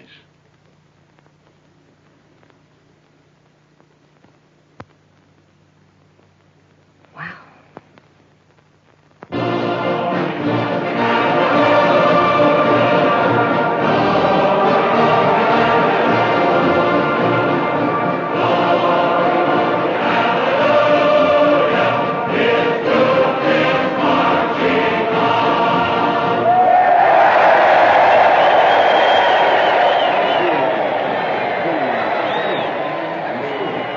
The opening of the convention is hours off. The delegates are already pouring into the ballpark by the droves, with lunch baskets, banners, and petitions asking John Doe not to jump off any roof. No matter how you look at it, it's still a phenomenal movement. These John Does, or the hoi polloi, as you've heard people call them, have been laughed at and ridiculed, but here they are, gay and happy, having traveled thousands of miles, their expenses paid by their neighbors, to come here to pay homage to their hero, John Doe.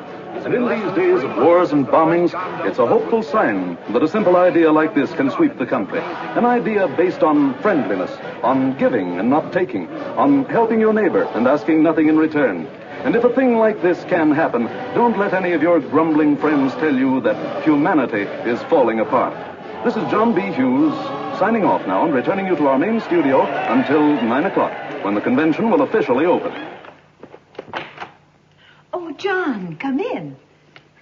Say, I'm it's raining out a little. That's all right. It's good to see you. Sit down. Thanks.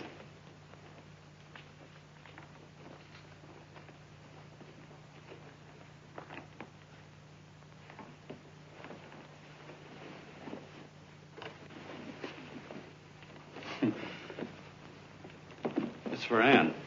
Oh, how nice. Thank you very much. Flowers. I'm terribly sorry she isn't here. She isn't? No, she just left. I'm surprised you didn't run into her. She went over to Mr. Norton's house. Oh. Did you want to see her about something important? Yeah. Well, no, it'll wait. Say, he's a nice man, isn't he? Mr. Norton, I mean. He's done an awful lot for the...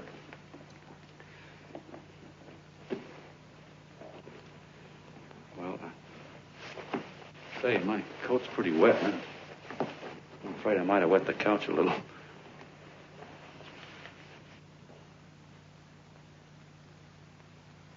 Well, I guess I'll see her at the convention later. Yes, of course. I'll see that she gets the flowers. Thanks. Good night, Mrs. Mitchell. Good night, John.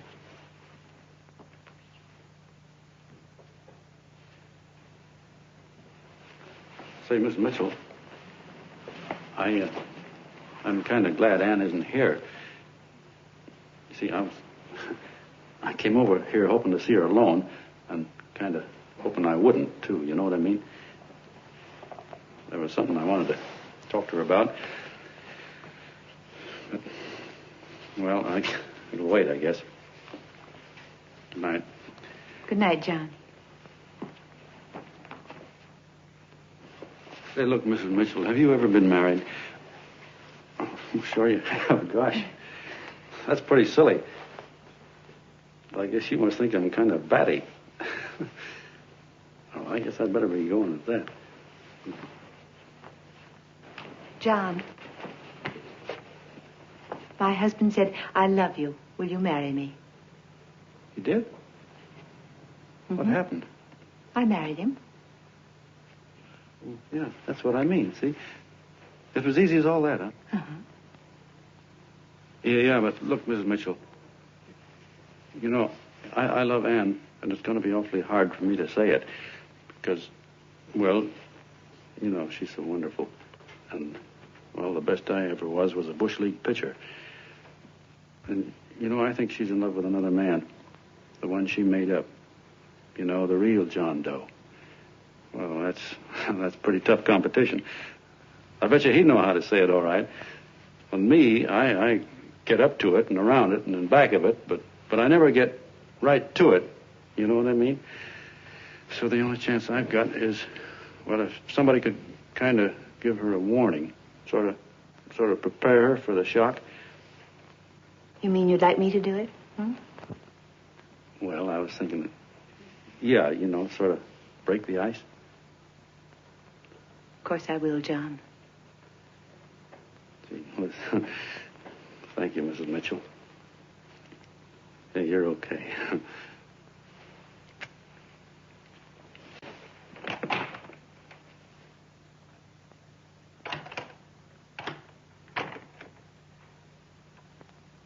This John Doe meeting is going to be one of the biggest things that ever happened. Why, they're coming from all over. Trains, boxcars, wagons. Look out! Hello, bodyguards. Hey, had your dinner yet? Well, Jeff? Oh, that's all right. Oh, no, go ahead and have your dinner. Wait a minute, John.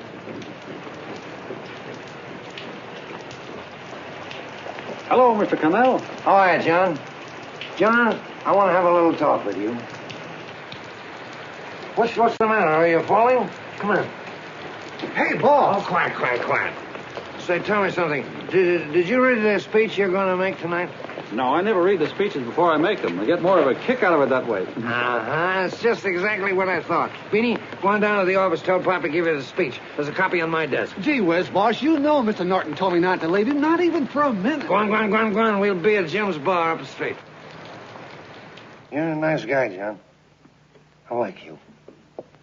You're gentle. I always like gentle people. Me, I'm hard.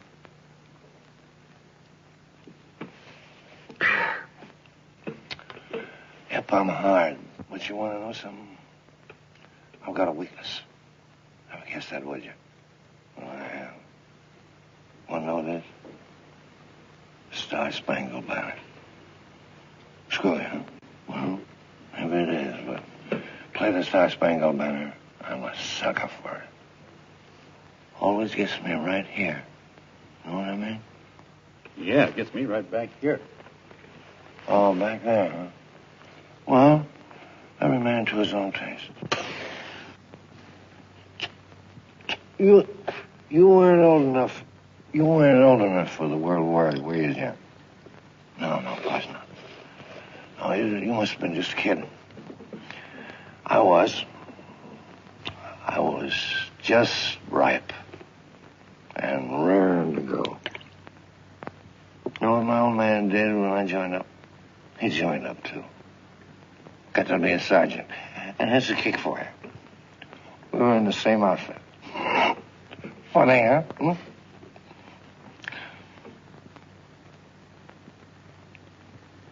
He was killed, John.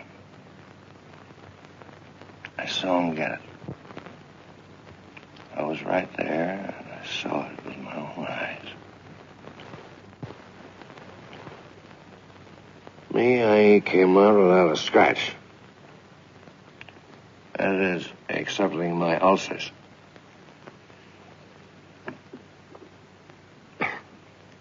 I should be drinking milk, you know. This stuff is poison. Hey, Tubby. Yes, Mr. Connell? What do you say, huh? All right. Yep, I'm a sucker for this country. I'm a sucker for the Star Spangled Banner, and I'm a sucker for this country. I like what we got here. I like it. A guy can say what he wants and do what he wants without having a bandage shoved through his belly. And that's all right, isn't it? You betcha. Yeah. Well, we don't want anybody coming around changing it, do we? No, sir. No, sir. And when they do, I get mad. I get boiling mad. And right now, John, I'm sizzling. I get mad for a lot of other guys besides myself. I get mad for a guy named Washington. And a guy named Jefferson. And Lincoln. Lighthouses, John. Lighthouses in a foggy world. You know what I mean? Yeah, you bet. Listen, pal. This fifth column stuff is pretty rotten, isn't it? Yeah, it certainly is. And you'd feel like an awful sucker if you found yourself marching right in the middle of it, wouldn't you? You. Of course, you wouldn't know it because you're gentle. But that's what you're doing. You're mixed up with a skunk, my boy. A no-good, dangerous skunk. Say, you're not talking about Mr. Norton, are you? I'm not talking about his grandfather's pet poodle. You must be wrong, Mr. Cannell. Because he's been marvelous about the John Doe clubs. Yeah? Say, you're sold on this John Doe idea, aren't you? Sure. Sure. I don't blame you. So am I. It's a beautiful miracle. A miracle that can only happen right here in the good old USA. And I think it's terrific. What do you think of that? Me, hard-boiled Cannell, and I think it's plenty terrific. All right. Now, supposing a certain unmentionable worm whose initials are DB was trying to use that to shove his way into the White House so he could put the screws on, so he could turn out the lights in those lighthouses. What would you say about that, huh? Nobody's going to do that, Mr. Cannell. They can't use the John Doe clubs for politics. That's the main idea. Is that so? Then what's a big political boss like Hammer doing in town? And a labor leader like Bennett? And a lot of other big shots are up at DB's house right now. Wolves, John. Wolves. Waiting to cut up the John Does. Wait till you get a gander at the speech you're going to make tonight. You're all wet. Miss Mitchell writes those speeches. Nobody can make her write that kind of stuff. They can, huh? Who do you think writes them? My Aunt Emma? I know she writes them. And gets a big bonus for doing them, too. A mink coat and a diamond bracelet. Don't write them. Why, that gold-grabbing dame would double-cross her own mother for a handful of Chinese yen. Shut up. If you weren't drunk, I'd... Hey, boss. Here's the speech, boss. Hey. Go on and read it, John, and then start sucking. Hey, wait a minute, Mr. Doe. Tubby? Yes, sir. Better bring me a glass of milk. I'm smoking too much. Yes, Charlie? Got everything all set? Fine. John Doe been taken care of? Good. How many people do you think will be there? 15,000. Oh, my, that's fine. Now, listen, Charlie. As soon as John Doe stops talking about me, I want you to start that demonstration. And make it a big one, you understand? Don't worry about that, DB. My boys are there. They'll take care of it. What? Yes, I'll be there 15 minutes after I get your call. Why, Mr. Doe. Where are they? In the dining room, sir.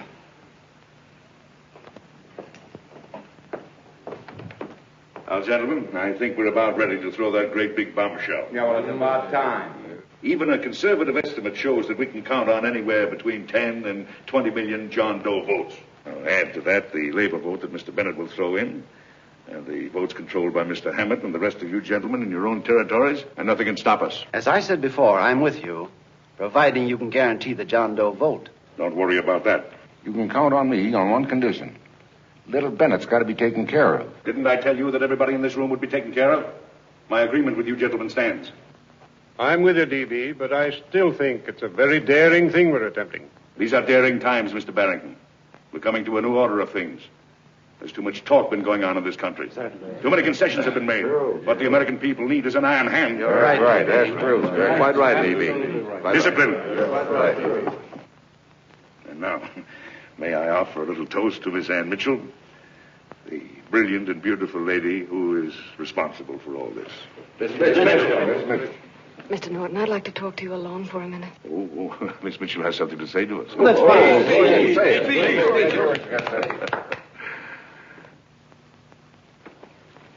Hello.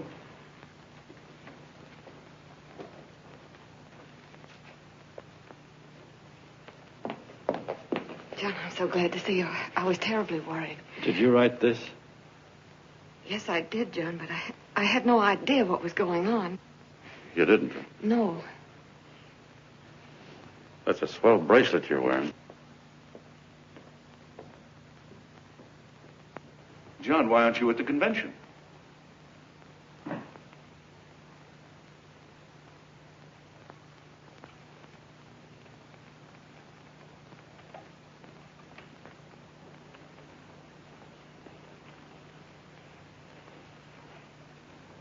Is there anything wrong? No, nothing's wrong. Everything's fine. So there's going to be a new order of things, huh? Everybody's going to cut himself a nice fat slice of the John Does, eh? You forgot one detail, Mr. Big Shot. You forgot me, the prize stooge of the world. Why, if you or anybody else thinks he's going to use the John Doe clubs for his own rotten purpose, he's going to have to do it over my dead body. Oh, hold on a minute, young man. Hold on. That's rather big talk. I started the John Doe clubs with my money. And I'll decide whether or not they're being properly used. No, you won't. You're through deciding anything. And what's more, I'm going down to that convention, and I'm going to tell those people exactly what you and all your fine feathered friends here are trying to cook up for them. And I'm going to say it in my own words this time. Stop it, Steve. You ruined us, Stevie. Wait a minute, fella. My uncle wants to talk to you. Listen to me, my son. Before you lose your head completely, may I remind you that I picked you up out of the gutter and I can throw you right back there again? You've got a nerve accusing people of things. These gentlemen and I know what's best for the John Does of America, regardless of what tramps like you think. Get off that righteous horse of yours and come to your senses. You're the fake. We believe in what we're doing. You're the one that was paid the 30 pieces of silver. Have you forgotten that? Well, I haven't. You're a fake John Doe, and I can prove it. You're the big hero that's supposed to jump off tall buildings and things. Do you remember? What do you suppose your precious John Does will say when they find out that you never had any intention of doing it, that you were being paid to say so? You're lucky they didn't run you out of the country. With the newspapers and the radio stations that these gentlemen control, we can kill the John Doe movement deader than a doornail. We'll do it, too, the moment you step out of line. Now, if you still want to go to that convention and shoot your trap off, you go ahead and do it.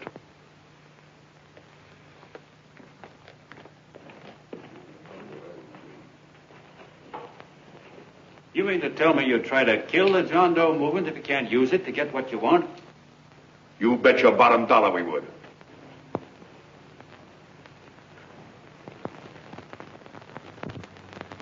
Well, that certainly is a new low. I guess I've seen everything now. You sit there back of your big cigars and think of deliberately killing an idea that's made millions of people a little bit happier. An idea that's brought thousands of them here from all over the country, by bus and by freight and jalopies and on foot, so they could pass on to each other their own simple little experiences.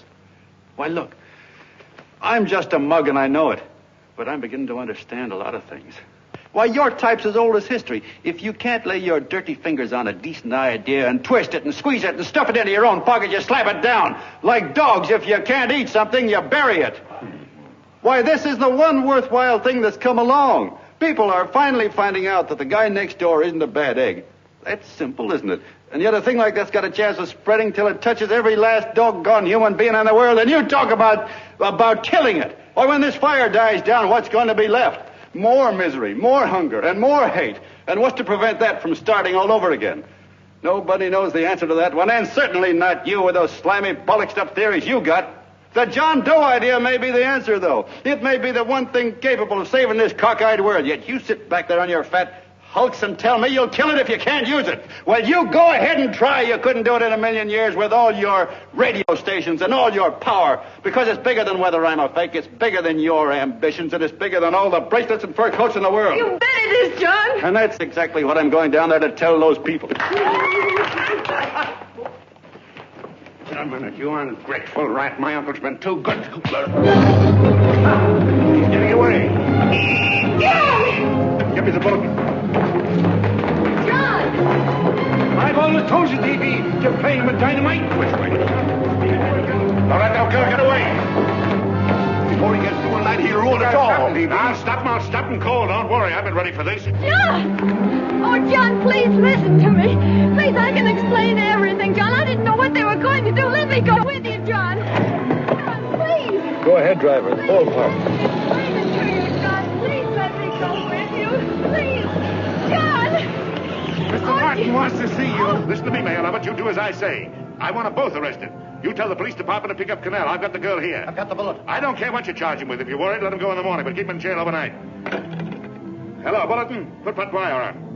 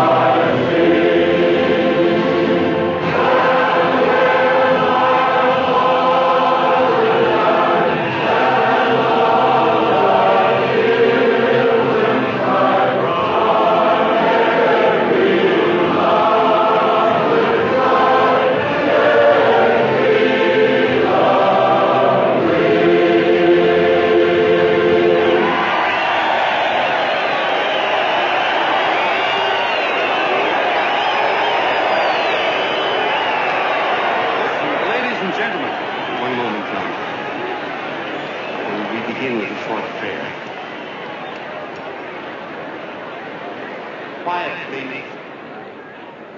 Ladies and gentlemen, let us have a moment of silent prayer for the John Does all over the world, many of whom are homeless and hungry. Rise, please. Everybody rise.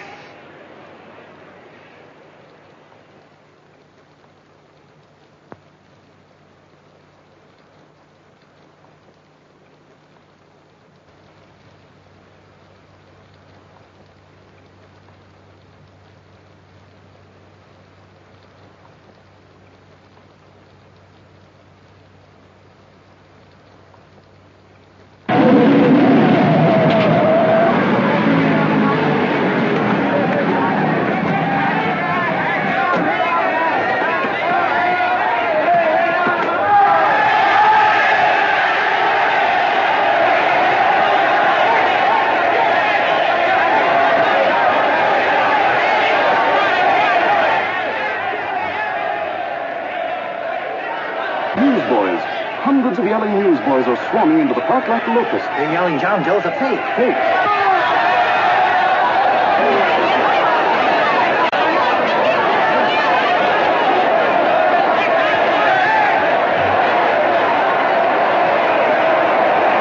Federal investigation urged by Chamber of Commerce. How could he be a fake? It must be some kind of a gag. A what? A gag. A gag.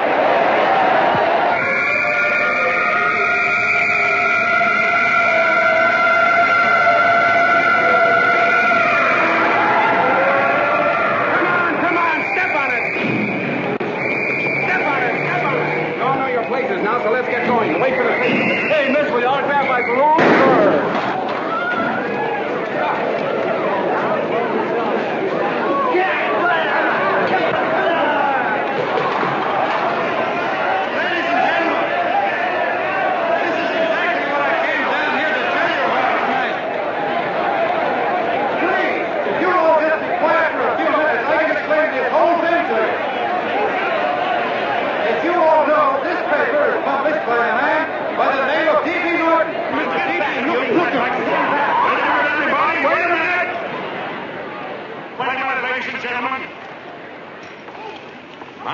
D.B. Norton. You all know me. I accuse this man of being a faker. We've been taken for a lot of suckers, and I'm the biggest of the lot. I spend a fortune backing this man in what I believe to be a sincere and worthy cause, just as you all did. And now I find out it's nothing but a cheap racket cooked up by him and two of my employees for the sole purpose of collecting dues from John Does all over the country. That's a lie. It's not a lie. Nickels and dimes to stuff into their own pockets. You can read all about it in the newspapers there. That's a lie. Listen, ladies and gentlemen, don't believe what... This man had no intention of jumping off the top of a building. He was paid to say so. Do you deny that? That's got nothing to do with it. Were you paid for it, or weren't you? Yes, I was paid, but there And happened... what about the suicide note? You didn't write that either. What difference Did you write it or didn't you? No, I didn't write it. Now, you bet your life you didn't. You look in your papers, ladies and gentlemen, and you'll find Miss Mitchell's signed confession that she was the one who wrote it. Listen, folks, it's a fact that I didn't write the letter. There, you see, he admits it. You're a fake, John Doe. For what you have done to all these good people, they ought to run you out of the country. And I hope they do it.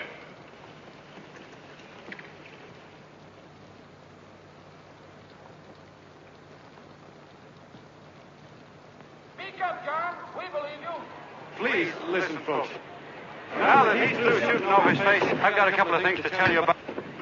Come on, the rest of you get in here and riot. Break this crowd up. Come on. I'm sorry, folks, but we can't hear him anymore. Something's gone wrong with the loudspeakers. John Doe's a fake! Boo! They can't hear me. This thing's not working. Ladies and gentlemen.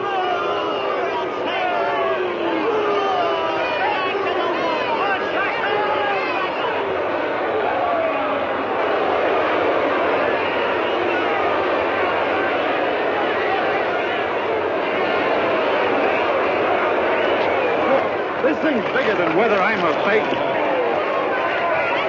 Look, Kirk, you believe me, don't you? Sure. I believe you. Walking my legs off thinking up 5,000 signatures for a phony. Well, there you are, Mr. Doe. 5,000 names asking you not to jump off any roof. It makes no difference, Bert. The idea's still good. We don't have to give up our club. Yeah, well, you can have it. They're starting to throw things. Somebody's going to get hurt. I'm afraid it'll be John Doe. Listen to that mob. I'm gonna go to him. All right, lady. Hey, let you out. Let me go. I want to go to him. Oh, please. Please let me go. They're crucifying him. I can help him. Sorry, sister, we got orders to hold... Orders from who? Can't you see it's a framer? Oh, Mother, they won't let me go. They won't let me go. Listen, folks. You gotta listen to me, everybody. Back to the jungle, you hobo! Just another racket! Stick to your clubs. We've been fed baloney so long, we're getting used to it.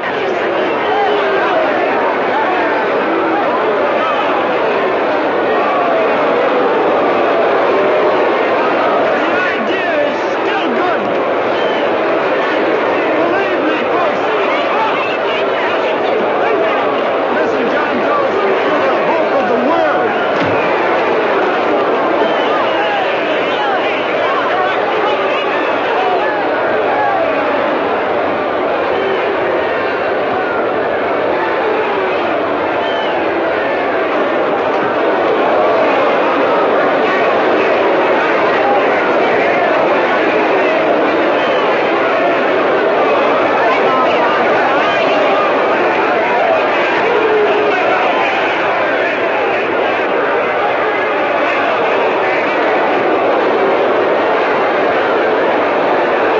He's finally managed to get him out of the park.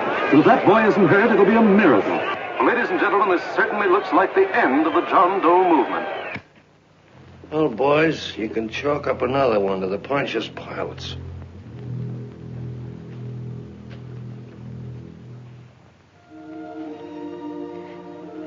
should have been there.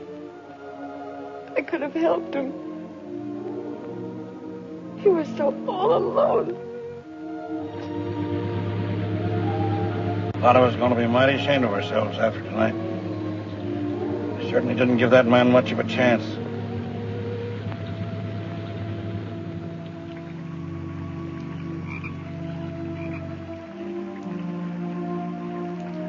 Have some more coffee, Long John? No thanks, Carl.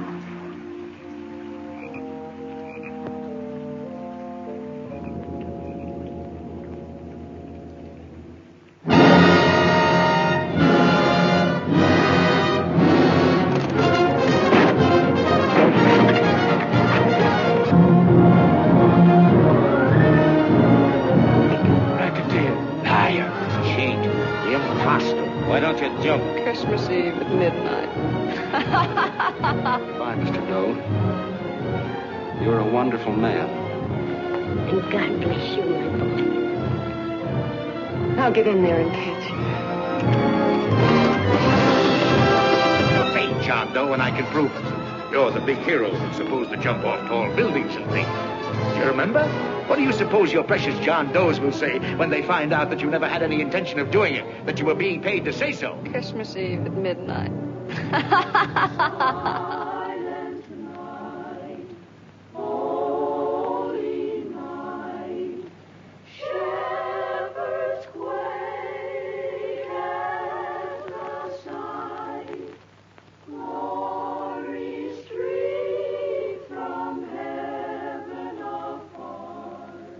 Merry Christmas, son.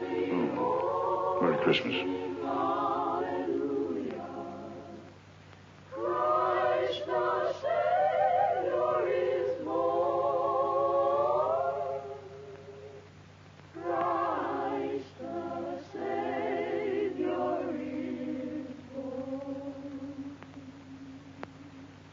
Thank you, sir.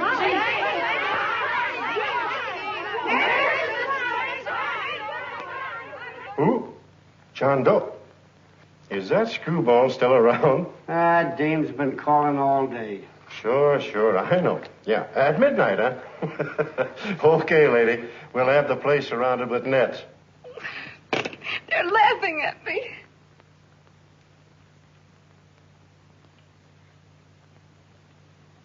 You're a sick girl, Anne. You better take it easy. Whom are you calling now? You called that number not 10 minutes ago. Hello, Mr. Cannell. Have you seen him yet? Now, listen, Ann. He can't possibly get in without our seeing him. I'm watching the side door, and the colonel's out front, so stop worrying. Oh. Thank you.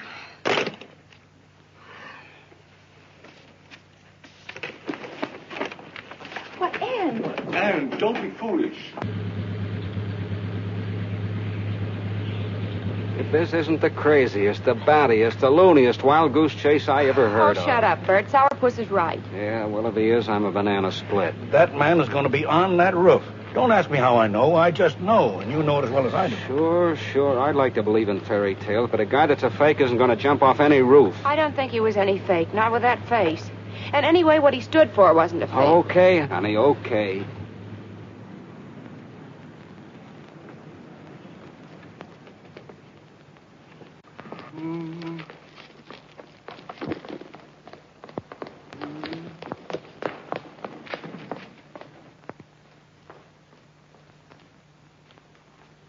Elevators ain't running. Colonel, You shouldn't get out of bed, miss. has he been here? No. Have you seen him? I ain't seen him for a week. Where's Cannell? He's watching the other door. Oh, you're swell. Oh. No sense in going up there. I've been here for hours. He ain't here. Let me go, will you? Now, that's crazy. It's 14 floors.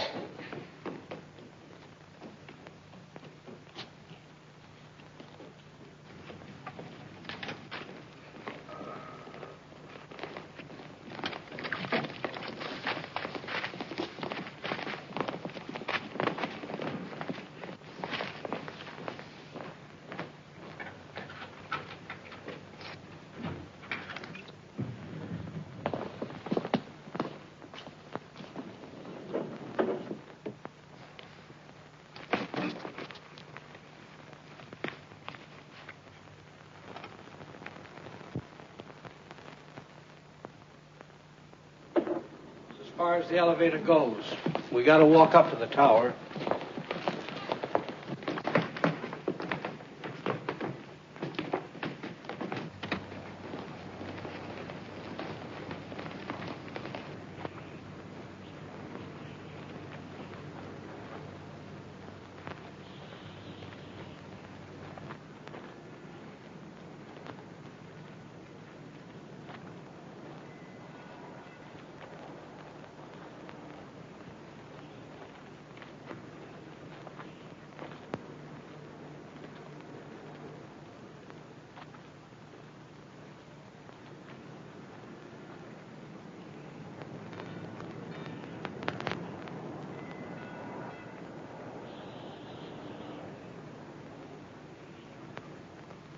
That tramp was probably full of Christmas cheer and asleep in some flop house. Let's go. I've got to decorate my tree.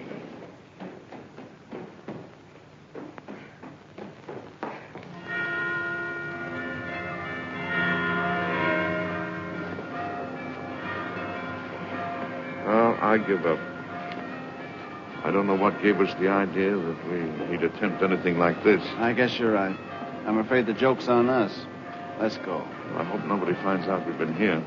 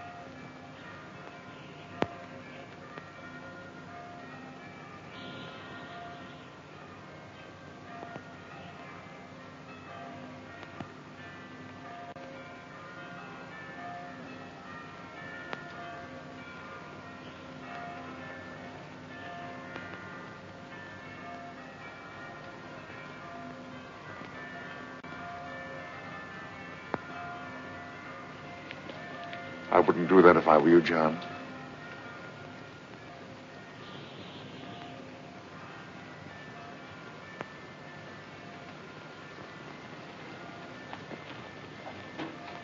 It'll do you no good. The mayor has policemen downstairs with instructions to remove all marks of identification you may have on your person.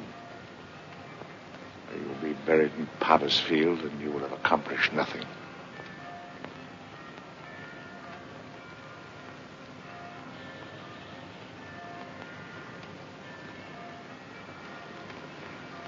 I've taken care of that. I've already mailed a copy of this letter to Mr. Cannell. John, why don't you forget this foolishness? Stop right where you are, Mr. Norton, if you don't want to go overboard with me.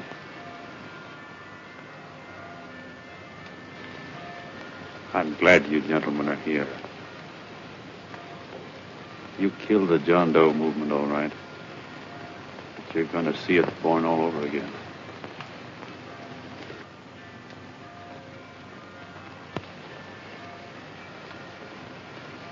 Now, take a good look, Mr. Norton. John! John! Oh, John, no, I won't let you. I love you, darling. Oh, please. Please don't give up. We'll start all over again. Just you and I. It isn't too late. The John Doe movement isn't dead yet. You see, John, it isn't dead or they wouldn't be here. It's alive in them. They kept it alive by being afraid of. That's why they came up here. Oh, darling. darling. Sure, it should have been killed. It was dishonest. But we can start clean now. Just you and I. It'll grow, John, and it'll grow big because it'll be honest this time. Oh, John, if it's worth dying for, it's worth living for. Oh, please, John. Oh, please, please, God, help me. John, look at me. You want to be honest, don't you? Well, you don't have to die to keep the John Doe idea alive. Someone already died for that once. The first John Doe. And he's kept that idea alive for nearly 2,000 years. It was he who kept it alive in them. And he'll go on keeping it alive forever and always. For every John Doe movement these men kill, a new one will be born. That's why those bells are ringing, John. They're calling to us. Not to give up, but to keep on fighting, to keep on pitching. Oh, don't you see, darling? This is no time to give up. You and I, John, we... Oh, no. No, John. If you die, I want to die, too. Oh, I love you. Oh, John.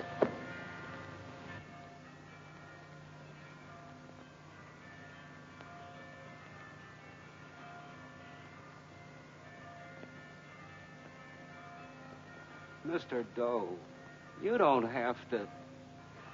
We're with you, Mr. Doe. We just lost our heads and acted like a mob. What Bert's trying to say is that we need you, Mr. Doe. There were a lot of us that didn't believe what that man said. We were going to start up our John Doe Club again, whether we saw you or not. Weren't we, Bert? And there were a lot of others that were going to do the same thing. Well, Mr. Sourpuss even got a letter from his cousin in Toledo. I got it right here, Mr. Doe. Only it'd be a lot easier with you. Please. Please come with us, Mr. Doe.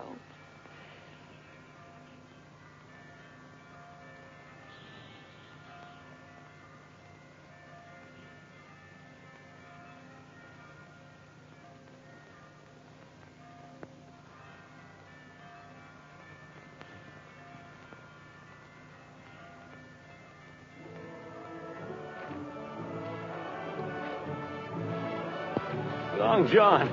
Mr. Doe. Here, we'll help you with her. She'll be all right. Mr. Doe, take her right down to the car. And right up. We got a car right down to her. They are, Norton, the people. Try and lick that.